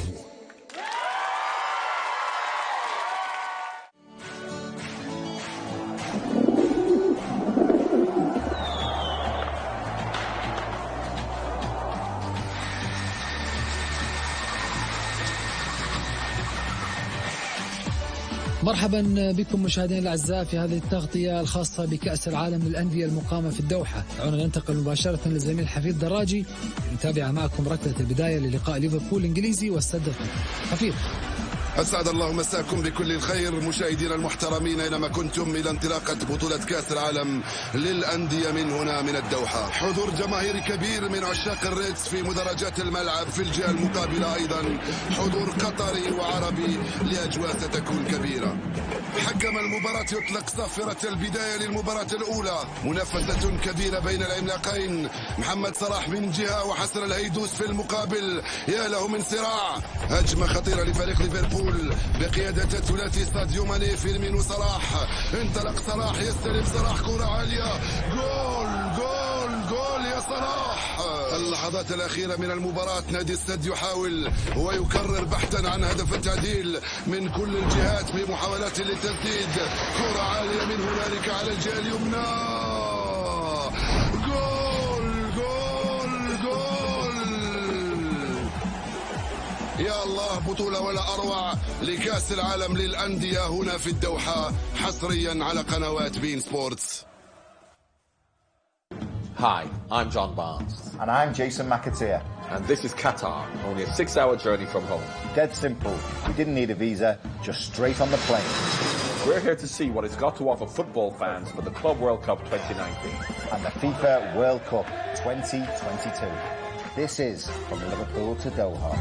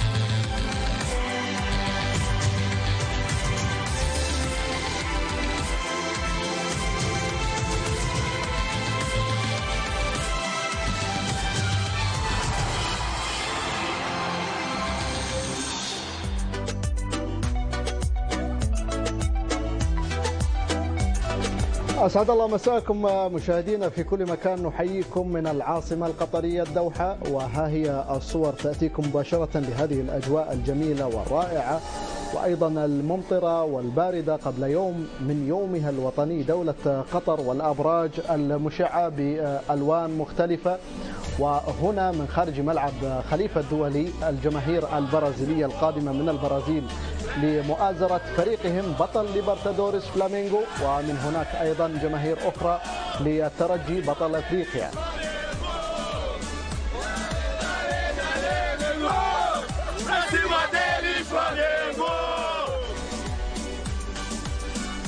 هنا ملعب خليفة الدولي حيث يحتضن لقاء نصف النهائي يجمع فلامينغو البرازيلي بطل الليبرتادوريس مع الهلال السعودي القادم من مباراة ممتازة على مستوى الأداء وعلى مستوى الحفاظ على نظافة الشباك، حينما التقى بالترجي التونسي وانتصر عليه بهدف دون مقابل عن طريق اللاعب غوميز. ومن ثم سيلاقون في النهائي الفائز من لقاء مونتيري وليفربول في طبعا المباراة التي ستجمعهم يوم غد. هنا أستون فيلا مع ليفربول، ولكن ليفربول سيكون بالصف الثاني أو ربما من بعض الأسماء الشابة في كأس الرابطة. سيلعب اليوم، ومن ثم مونتيري مع ليفربول يلتقي في طبعا في استاد خليفة في دور نصف النهائي. هذه المباريات المنتظرة لليفربول، ليفربول في الدوحة، وآخر أيضا موجود في إنجلترا للعب كأس الرابطة. أهلا بكم مشاهدينا الأعزاء في كل مكان. هنا الأجواء تمتلئ من خلفي في المدرجات أيضا حضور جماهيري على مستوى عالي، أكثر من طبعا الحضور الجماهيري الخاص بلقاء الترجي والسد القطري. دعونا على كل حال نرحب بمحللي بي إن سبورتس. نبدأ من كابتن فيصل الدخيل، أهلا وسهلا بك. حياك الله، اهلا وسهلا. حاتم الطرابلسي نجم الكرة التونسية، اهلا وسهلا بك. وايضا نجم الكرة العمانية كابتن عماد الحوسني، اهلا وسهلا بك. اهلا بك عبد العزيز. دعونا مشاهدينا الاعزاء الان نذكر بأن هذا اللقاء سيجمع فلامينغو مع الهلال. الهلال قادم من لقاء جمعه مع الترجي، وفلامينغو أيضا في انتظار لقائه مع ليفربول، يضع أعينه على لقاء ليفربول. طبعا الجميع في الدوحة وخصوصا في هذه النسخة من كأس العالم للأندية، جميع الأندية ترغب في التقاء ليفربول ومحمد صلاح وبطل أوروبا يعني. نعم. ليفربول أو فلامينغو فريق أسماء رنانة في العالم، ولها كلمتها في القارة وفي البطولات، سواء على البطولات المحلية أو البطولات الأوروبية. وكثير من هذه الأندية قدمت لاعبين، قدمت جماهير، وكنا احنا متابعين لها، وكذلك مدربين، واحداث عاشت احداث من طلعنا واحنا نسمع في هذه الفرق. فاللي يتمنى ان اللاعب ان يباري هذا الفريقين يتقابل معه على اساس انه هو يسجل لتاريخه، يتعلم شيء جديد، يكون منافس لهذا الفريق، يذكر بقصته حياته ان انا تقابلت، لعبت مع فلامينغو او لعبت مع ليفربول، واحنا مرينا بهذه المرحله. فاليوم ولكن السؤال اللي ممكن معظم الجماهير ترغب في الإجابة عليه هو: عندما التقيت بفلامينغو انتصرت أو خسرت اللقاء؟ أكيد هو هني لما تلعب مع فلامينغو فيها حالات أنت لازم تعرفها. هل أنا أتقابل معاه بدعوة من عندي ولا أنا أتقابل معاه بند؟ فهذه تفرق. نعم. أنا لما أتقابل اليوم الهلال يتقابل مع فلامينغو هو ند، يتقابل معاه كند، وليس أنت تستدعيه وتطلب وتقول لا الله يعافيك أبي نجومك أبي لاعبينك، لا، فهي عملية ند. فمعناتها أن أنا مستواي نفس مستواك ونفس التفكير نفس تفكيرك بكل الحالات، أن أنا راح أتقابل معك بهذه المباراة. كابتن حاتم الطرابلسي، شاهدنا حضور جماهيري كبير هنا، نشاهد مؤازرة لفريق الهلال من جهة، ومن جهة أخرى أيضا جماهير برازيلية قادمة. هناك تكافؤ على مستوى أيضا الأسماء من كلا الفريقين، الهلال وفلامينغو. الهلال بطل دوري أبطال آسيا صحيح، ولكن أيضا لديه العديد من النجوم الموجودة في داخل أرضية الملعب، غوميز، جوفينكو، وحتى لاعبي المنتخب السعودي في الفريق الأول مع المنتخب السعودي. أكيد الهلال ظهر بشكل متميز حقيقة في المباراة الأولى، وكان سيطر معنا بالطول بالعرض وانتصر معنا في المباراة، لكن لابد أن نتكلم على الهلال على مسيرته كذلك على مستوى الشامبيونز ليج اللي قدم فيها أداء ملفت للانتباه، ثم يفوز على أرضية ميدانه وخارج ميدانه معناها وبأسلوب وبطريقة لعب. صحيح نتكلم على الأسماء الموجودة، لكن الأسماء في بعض قادر على توظيف اللاعبين وعلى جعلهم كمنظومة تعمل بشكل جيد على المستوى الهجوم وعلى المستوى الدفاع واختيار التشكيل الجيد في المباراة. أنا أرى هذا اختبار حقيقي بالنسبة للهلال. يواجه فريق فلامينغو متصدر الدوري البرازيلي، يواجه هذا الفريق اللي المدرب يعلم جيدا خبايا الكرة السعودية. مدرب هو كان مدرب للهلال في فترة من الفترات، في فترة قريبة وليست بعيدة بدون أدنى شك، ويعلم كذلك الهلال وتكلم على هذا. وكذلك في تصريح لهذا المدرب قال احنا اتينا الى هذه البطوله من اجل الفوز ليس من اجل المشاركه، وهذا تصريح يعطيك ثقه هذا المدرب في فريقه. وليس السهل معنا بالفوز بالليبرتادوريس معنا امام خصم قوي الفاز معنا بالنسخه الماضيه ريفر بليت. نعم. الهلال السعودي، تعلم خبايا الكره السعوديه عماد، لعبت في الدوري السعودي مع الفرق السعوديه. هنا الهلال مختلف عن نسخ كثيرة ماضية على مستوى دوري أبطال آسيا، على مستوى الذهاب بعيدا في نسخ أيضا واستحقاقات أخرى. الهلال يبدو قويا أقوى من أي وقت مضى. هل هو السر في تدعيم الصفوف بلاعبين على مستوى عالي، أم أن اللاعبين الشبان أيضا السعوديين في الموعد ومستواهم يقارب مستوى اللاعبين المحترفين؟ أكيد عبد العزيز، أنت تتكلم عن نادي بطل. نادي الهلال حقيقة من الأندية اللي شرفنا إحنا كخليجيين، خاصة في دوري أبطال آسيا، يعني يمتلك أسماء ونوعية لاعبين على مستوى عالي. نتكلم عن الأسماء المحلية، فما بالك لما نتكلم عن الأسماء المحترفين الموجودين. فأكيد أنت تتكلم عن نادي السياسة معه واضحة، يعني دائما لو اليوم يكون مدرب موجود يروح مدرب تبقى السياسة الداخلية بنفس المنوال، ما تتغير ابدا. تكلم عن اختيارات المحترفين اليوم، لما نتكلم عن جيفينكو، نتكلم عن ادواردو، نتكلم عن كوالور اللاعب كواليرا. نعم، من الاسماء المميزين هذا. عندك الاسماء المحليه، سالم الدوسري، سلمان، عندك اللاعبين ياسر شهراني، محمد البريك. هذه الاسماء لعيبه على مستوى عالي، لعيبه خلاص في مرحله النضج، لعيبه المنتخب اساسيين في المنتخب السعودي. فلما تكون هذه المنظومه متكامله والعمل يكون واضح ومتكامل، فاكيد هذا يحسب للإدارة الموجودة في نادي الهلال. فتتكلم عن بطل دوري أبطال آسيا، وحتى في هذا البطولة حقيقة قاعد يقدم مستويات كبيرة. أنت تفوز على الترجي، وحتى لما شاهدنا مباراة الهلال أمام الترجي وشفنا الجمهور الترجي، يمكن الأكثرية فكر قال إن الترجي راح يكون ند بند للهلال، ولكن على الواقع واللي شفنا الهلال كان مسيطر تماما على الاستحواذ وكنتيجه قراءه مدرب متمكن لوسيشكو على مستوى عالي. صراحه قرأ المباراه بشكل جيد في الشوط الثاني، يعني تحس ان الهلال فريق بطل. حتى اليوم مواجهه امام فلامينغو اتوقع راح تكون مواجهه قويه. نعم. الاثنين بنفس الاسلوب، بنفس قوه اللاعبين المتواجدين على في هذا الناديين. عبد العزيز، اتوقع ان راح نشاهد مباراه قويه ومثيره بين الناديين. هنا اجواء ممطره وعمليات الاحماء جاريه بين طبعا لاعبي كلا الفريقين فلامينغو والهلال، والاجواء بارده، وايضا هناك وجود ايضا رياح رافقت اللقاء الماضي، سواء كان طبعا عندما انتصر الترجي على السد القطري او حتى في هذه الاثناء. اجواء تعتبر بارده، وبالتالي في انتظار كيف سيكون هذا اللقاء بهذه الاجواء. ننتقل لزميل جابر العربي المتواجد خارج ملعب خليفه الدولي للحديث أكثر عن الجماهير، عن توافد الجماهير البرازيلية بكل تأكيد، وأيضا الجماهير الأخرى التي ترغب في مشاهدة فلامينغو وترغب أيضا بمتابعة نادي الهلال السعودي بطل دوري أبطال آسيا. الجماهير من محيط ملعب استاد خليفة الدولي، يسعدنا أن نلتقي مع عدد من جماهير فلامينغو. You are welcome. Important match against الهلال today. مباراة مهمة أمام الهلال. كيف تشعرون قبل هذه المباراة؟ الأمور ستكون على أفضل حال. اليوم سنفوز في المباراة أنهي. وماذا عنك؟ هي مباراة مهمة بالنسبة لفريق فلامينغو أمام الهلال، الفريق القوي في آسيا. هو فريق كبير وهو فريق جيد، ولكن أنا أؤمن بفريقي. أظن أننا سنسجل اليوم 3 أهداف. جابي، ما هو رأيك في هذه المباراة؟ نحن سنفوز في هذه المباراة. عربي، توقعاتك لمباراة اليوم؟ أنا مشجع من العراق، مشجع فريق الهلال، وإن شاء الله فريق فلامينغو فريق قوي، بس فريق الهلال قادر إن شاء الله يفوز اليوم إن شاء الله.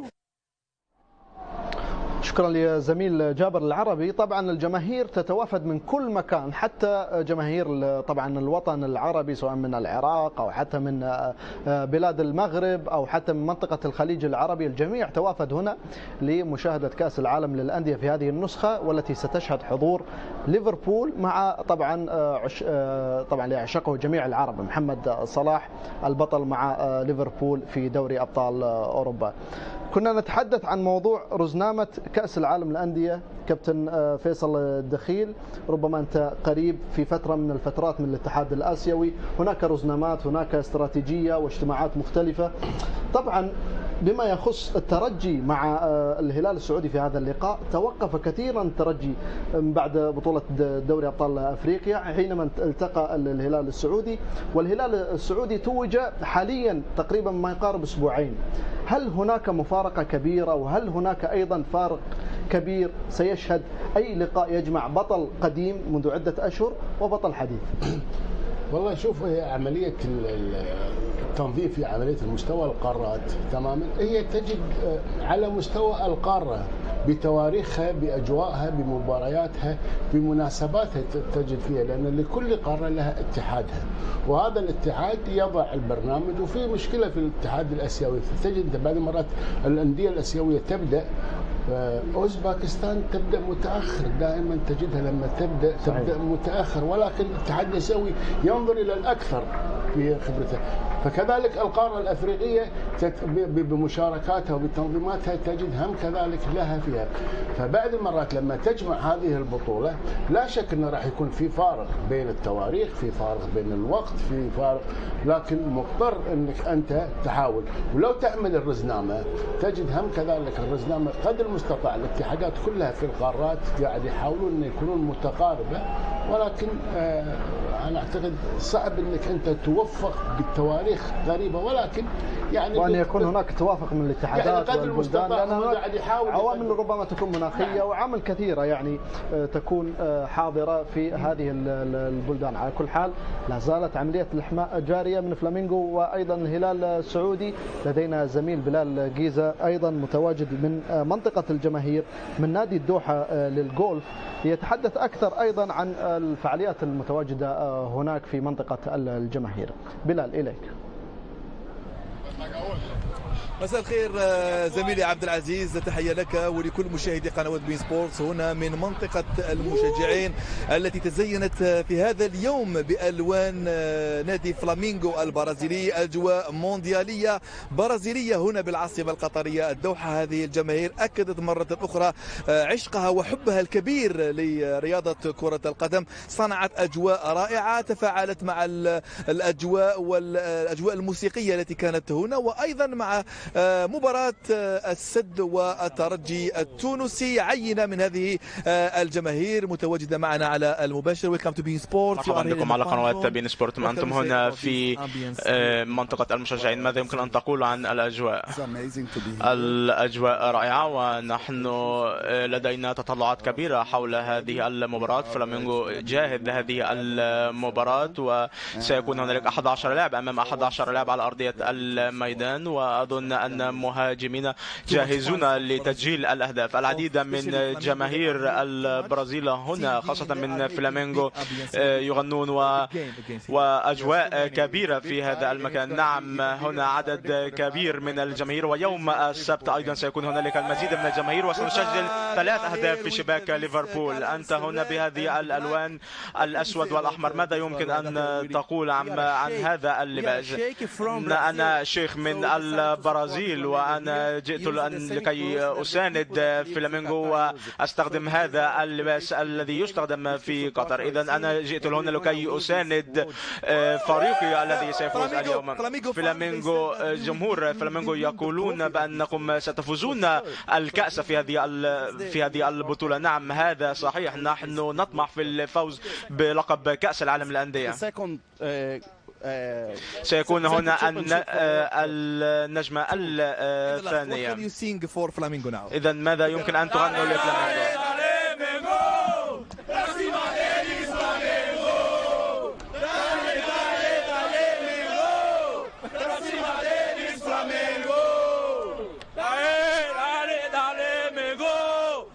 cima dele. Vai lá, Gabigol, 2 gols. Hoje tem gol do Gabigol. هذه الأجواء زميلي عبد العزيز برازيلية خالصة، والجماهير صنعت أجواء رائعة وتنتظر فقط انطلاق المباراة أمام الهلال في نصف النهائي. لا تتحدث عن النهائي بل تتحدث حتى عن التتويج باللقب. لا الجيزة، شكرا جزيلا لك من منطقة الجماهير من نادي الدوحة للجولف.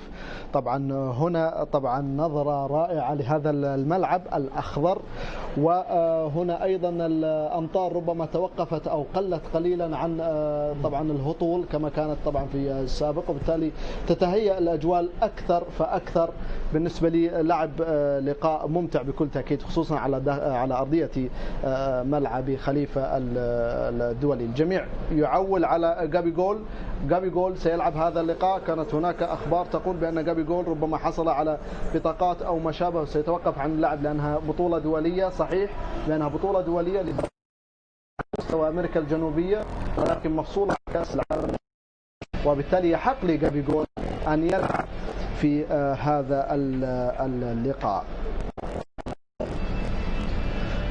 خيسوس ماذا قال طبعا لملاقاة الهلال، وهو درب الهلال سابقا وأقيل من تدريب الهلال، صاحب الشخصية القوية والذي انتصر معهم في كأس الليبرتادورس. ماذا قال قبل مواجهة نادي الهلال؟ نستمع إليه.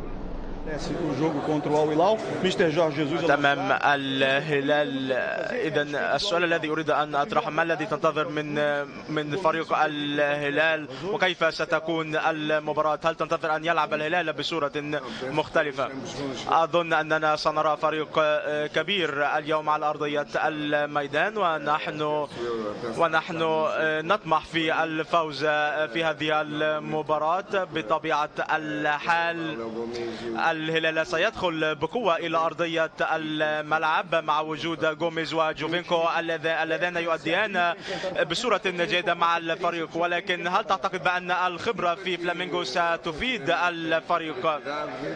نحن إذا لدينا لاعبين جيدين للغاية يمكنهم أن يصنعوا الفارق في هذه المباراة، وإذا سنحاول أن ندخل بكل قوة. صحيح أن الهلال سيلعب أيضا بقوة كبيرة، ولكن نحن نحتاج أن نركز من أجل أن نصل إلى مرماهم ونسجل الأهداف.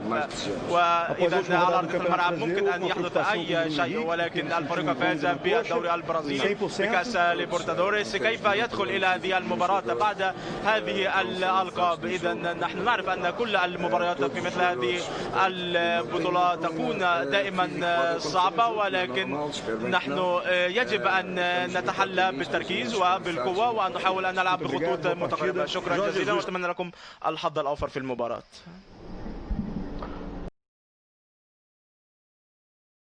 بوزة كابتن حاتم عن ضرورة وجود هذا اللاعب الحاسم صاحب 23 عام، كان حاسم في أولمبياد ريو، انتصرت البرازيل وفازت بالميدالية الذهبية للمرة الأولى في تاريخها ضد ألمانيا. كان قد انتقل في فترة من الفترات للإنتر وهو معار الآن لفلامينغو.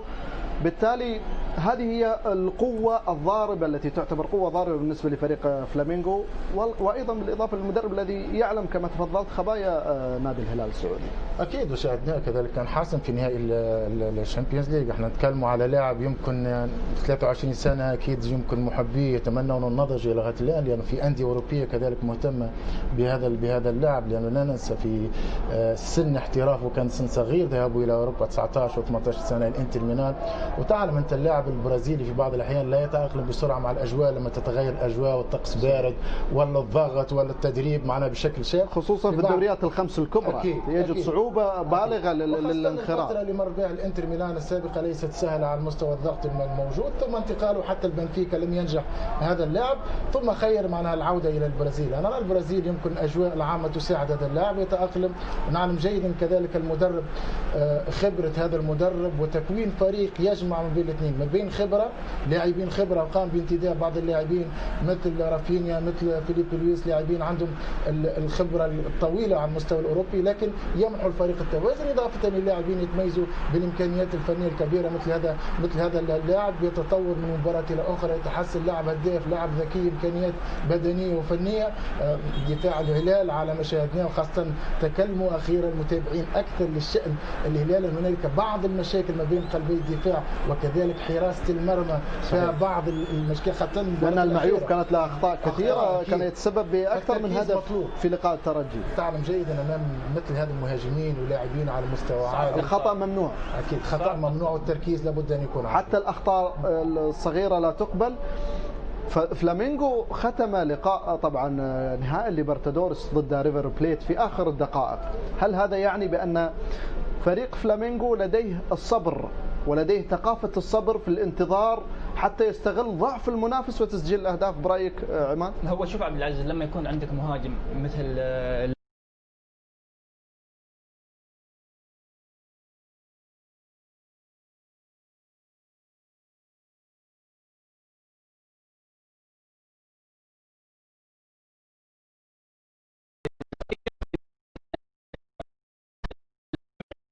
يمكن من 6 إلى 7 لاعبين عبد العزيز يلعبوا في اوروبا، خلاص تحس انهم متمكنين مع اللاعبين المتبقيين الموجودين في هذا الفريق، فريق متكامل مع وجود جيسوس. على فكره عبد العزيز جيسوس لما كان في الهلال لعب 20 مباراه، فاز في 14 مباراه، تخيل تعادل في 3 خسر مباراتين. يعني هنا يوضح لك ان المدرب عنده فكر، فالمدرب اليوم لما يكون عنده فكر وعنده لاعبين، هو ليس صاحب فكر، هو معروف عن قوه الشخصيه. اكيد عبد العزيز، يمكن ويقال بأن ربما تمت إقالة خورخي جيسوس بسبب قوة شخصيته من الهلال السعودي، لأنها في بعض الأحيان وأنت تعلم تماما عندما كنت تلعب مع نادي الريان هنا في قطر، باولو أتوري كان قوي الشخصية. اتفق معك. والخليج غالبا لا يقبلون بقوي الشخصية على رأس الإدارة الفنية. يعني شوف أنا اتفق معك، احنا المشكلة عندنا في الخليج ما عندهم الصبر، حتى والمدرب عنده إمكانيات كبيرة. الصبر على المدرب، الصبر على المدرب، أعطي الصبر، خلي المدرب ياخذ وقته. فشوف احنا على الأخبار اللي سمعناها في فلامينغو، جيسوس حتى مع الإدارة غير الإدارة وغير الطاقم الفني، عمل فريق، عمل منظومة متكاملة. فأنت اليوم لما عندك مدرب عنده هذه الأفكار فأكيد هذا مكسب للنادي. فاليوم لما تكلمت عن فلامينغو اللي هو قاب قوسين أو أدنى من الحصول على بطولة الدوري البرازيلي، وعنده لاعبين هدافين على مستوى عالي أمثال جابرييل، وعندك اللاعب هنريكي، لاعبين مميزين هذا نشاهدهم في الفريق، وبالتالي يستطيع حسم أي لقاء.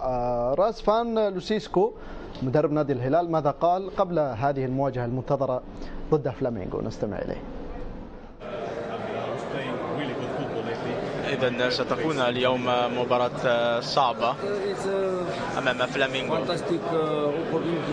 أظن أنها فرصة مهمة بالنسبة لنا، نحن هنا ونستمتع بهذه البطولة، نحن في نصف النهائي ونعرف جودتنا ونحن تجهزنا لخوض هذه المباريات. الشوط الأول بطبيعة الحال سيكون صعبا أمام بطل أمريكا الجنوبية ولكن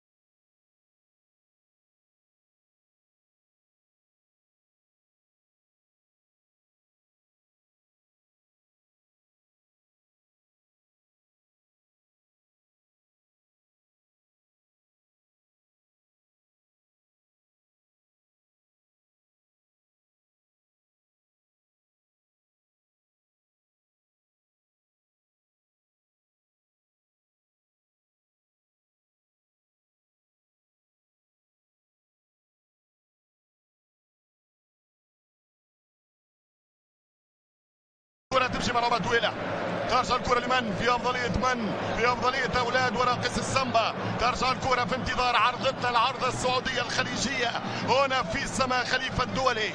الكرة تبقى بحيازة البرازيل، الكرة تمشي في حوزة فلامينغو، الكرة تنحاز إلى فلامينغو الريو أبطال العالم 81 مارتين ليبرتادوريس. هذا العام عام تاريخي مع المدرب جيزوس اللي رجعهم إلى سدة الزعامة الوطنية بعد 10 سنين غياب، وإلى زعامة القارة بعد 38 عام غياب.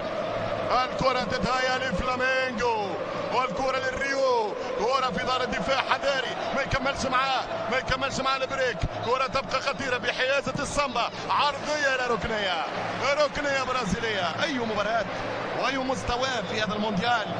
حاليا تقريبا تسجل 8 أهداف في ماتش الترجي والسد، 5 أهداف في ماتش السد ومونتيري هذا من 13 هدف الهلال، وغوميز الرائع على مرمى الترجي 14 في 3 مباريات. نحن نشهد ممكن ريكورد والريكورد في هذه البطولة على مستوى التهديف وسجل الأهداف. ترجع الكرة من الركنية، تمشي الركنية، رد بالك معيوف، والكرة الثانية الفريق البرازيلي وخطيرة جدا. لعب بالنار عبد الله. ما هكذا تدار الأمور يا عبد، ما هكذا تساق السيمي فاينالات في المونديال يا معيوف. لا يا معيوف لا، هذه كرة خطيرة برازيلية قريبة. الكرة الأولى الخطرة من الجانب البرازيلي، كرة مركونة ومرت سلامات بخطأ قاتل من معيوف.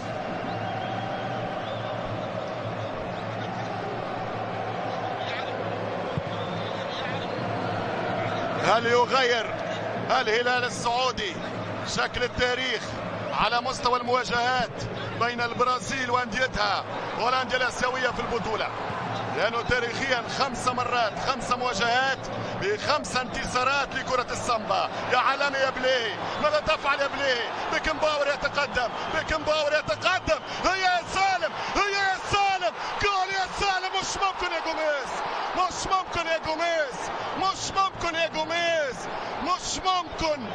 ممكن يا الوحش. سالم يتألق، البليه يبدع. هذا بيكنباور، هذا كايزر وليس علي البليه في رتبة قيصر يتقدم، يعطي الكرة لسالم الذي يمر بالسرعة، يسدد ليسجل باش يفرح الملايين. العملاق يتصدى دياغو ألفيش، ثم الكرة جات قدام وغوميز ضيع فرصة الهدف الأول. ترجع الكرة وسط الميدان، أخطر كرة في المباراة، أحلى كرة في المباراة. أيوه السيمي فاينل، أيوه هلال ينطلق الفريق البرازيلي. ريو دي جانيرو تستنى في فلامينغو، يسددون ولا يصلون ولا يحلمون ولا ينالون من مرمى المعيوف. الكرة ترجع من عبد الله، امامك الانصار، امامك جمهور فلامينغو. هذا باربوزا، هذا دييغيتو جابرييل النجم الجديد للكرة البرازيلية. اي باراد وتصدي من العملاق دياغو ألفيش، واي فرصة درها الزعيم.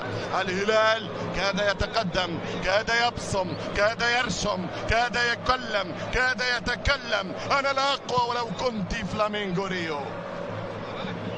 ترجع الكرة، انا متفائل بهذا الاداء الجيد جدا. الهلال في مستوى كبير جدا، فلامينغو يعاني. نعم، يوم الهلال يجبر الفريق البرازيلي على الدفاع. حلت العقدة اليوم بالنسبة لعرب افريقيا كأول فوز لعرب افريقيا على اشقائهم من اسيا في تاريخ كأس العالم، وبنتيجة قياسية 6-2 للترجي التونسي. مبروك المركز الخامس. بينما هنا شرط تحل العقدة البرازيلية لأبطال اسيا. أي كرة يا شاراني. لاعبي المنتخب السعودي ونجوم الهلال يريدون الاحتراف في الكرة البرازيلية. ينطلق نجوم شاراني، هي عرضية وترجع الكرة من فلامينغو. حذاري من المرتدة، حذاري نحياله. اوه يا عالمي، اي طريقة شالها له، باي طريقة. هذا البليه يريد الاحتراف، فتحوا عيونكم على البليه يريد الاحتراف. والكرة تمشي عالمية بحرفنة، الكرة سعودية هلالية عن طريق الدول. البريك توصل كاريو جوبيكو، عودها له جوبيكو. العرضية يضرب جول. العالمي يتقدم في سماء خليفة الدولي. سالم الدوسري لا تسلم منه شباك. عليك سالم، ويسلم عليك هلال، ويسلم عليك البدر، ويسلم عليك الأخضر السعودي يا ريو. 1-0 1-0 في جول ما فماش، في كرة عالمية دارت ولفت يسار يمين. الهلال يتناقش مع دفاعات فلامينغو، من أين تريدون أن نمر؟ يمينا أو شمال؟ رايان تاجوبينكو أحلى منك يا بريكي، شوف التمركز، اضرب باف جول إليه. 1-0 للكبير الهلالي، 1-0 في يوم فك العقد، ستنحل عقدة البرازيل يا آسيا. 1-0 سالم، 1-0.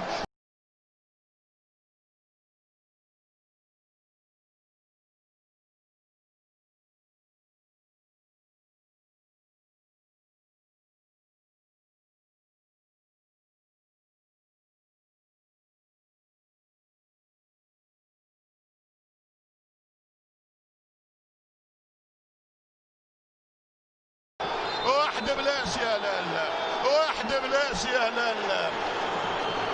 ترجع الكرة على خطأ، توتروا تورطوا، ضاعوا في الزحام، ضيعهم الزعيم في ماتش السيمي فاينل. هذا الهلال ده فاينل، هذا الهلال الفينال، هذا هلال بتاع نهائي. هذا الهلال عليه ان يفك الشفرة يا فلامينغو. بطل الليبرتادورس يتعلم كورة من بطل العرب واسيا. 1-0 سالم الدوسري، 20 دقيقة لعب في الشوط الأول. لوتشيسكو محظوظ أنك دربت هكذا فريق بهكذا أسماء يا لوتشيسكو. يا ابن رومانيا لك الشرف أن تشرف على العارض الفنية للزعيم. الهلاليين جاءوا من كل مكان، من كل صوب وحد، من كل زقاق ومن كل حارة ومن كل نهج وشارع، من كل مدينة ومحافظة وولاية. جاءوا زعماء الهلال ليكتبوا التاريخ. هل من حقنا كعرب أن نحلم أن تكون يوم السبت بطولة عربية؟ أقول نتقدم ولكن ليس بعد، ما زالت المعركة. خمسة وخميس ما شاء الله، أي روح، أي اندفاع، أي انضباط، أي مهارة، أي سرعة. نعم الهلال يلقن ريو فنون معارك كرة القدم. 1-0 هكذا هدف يشجع، هكذا هدف يساند. 1-0 الهلال يركب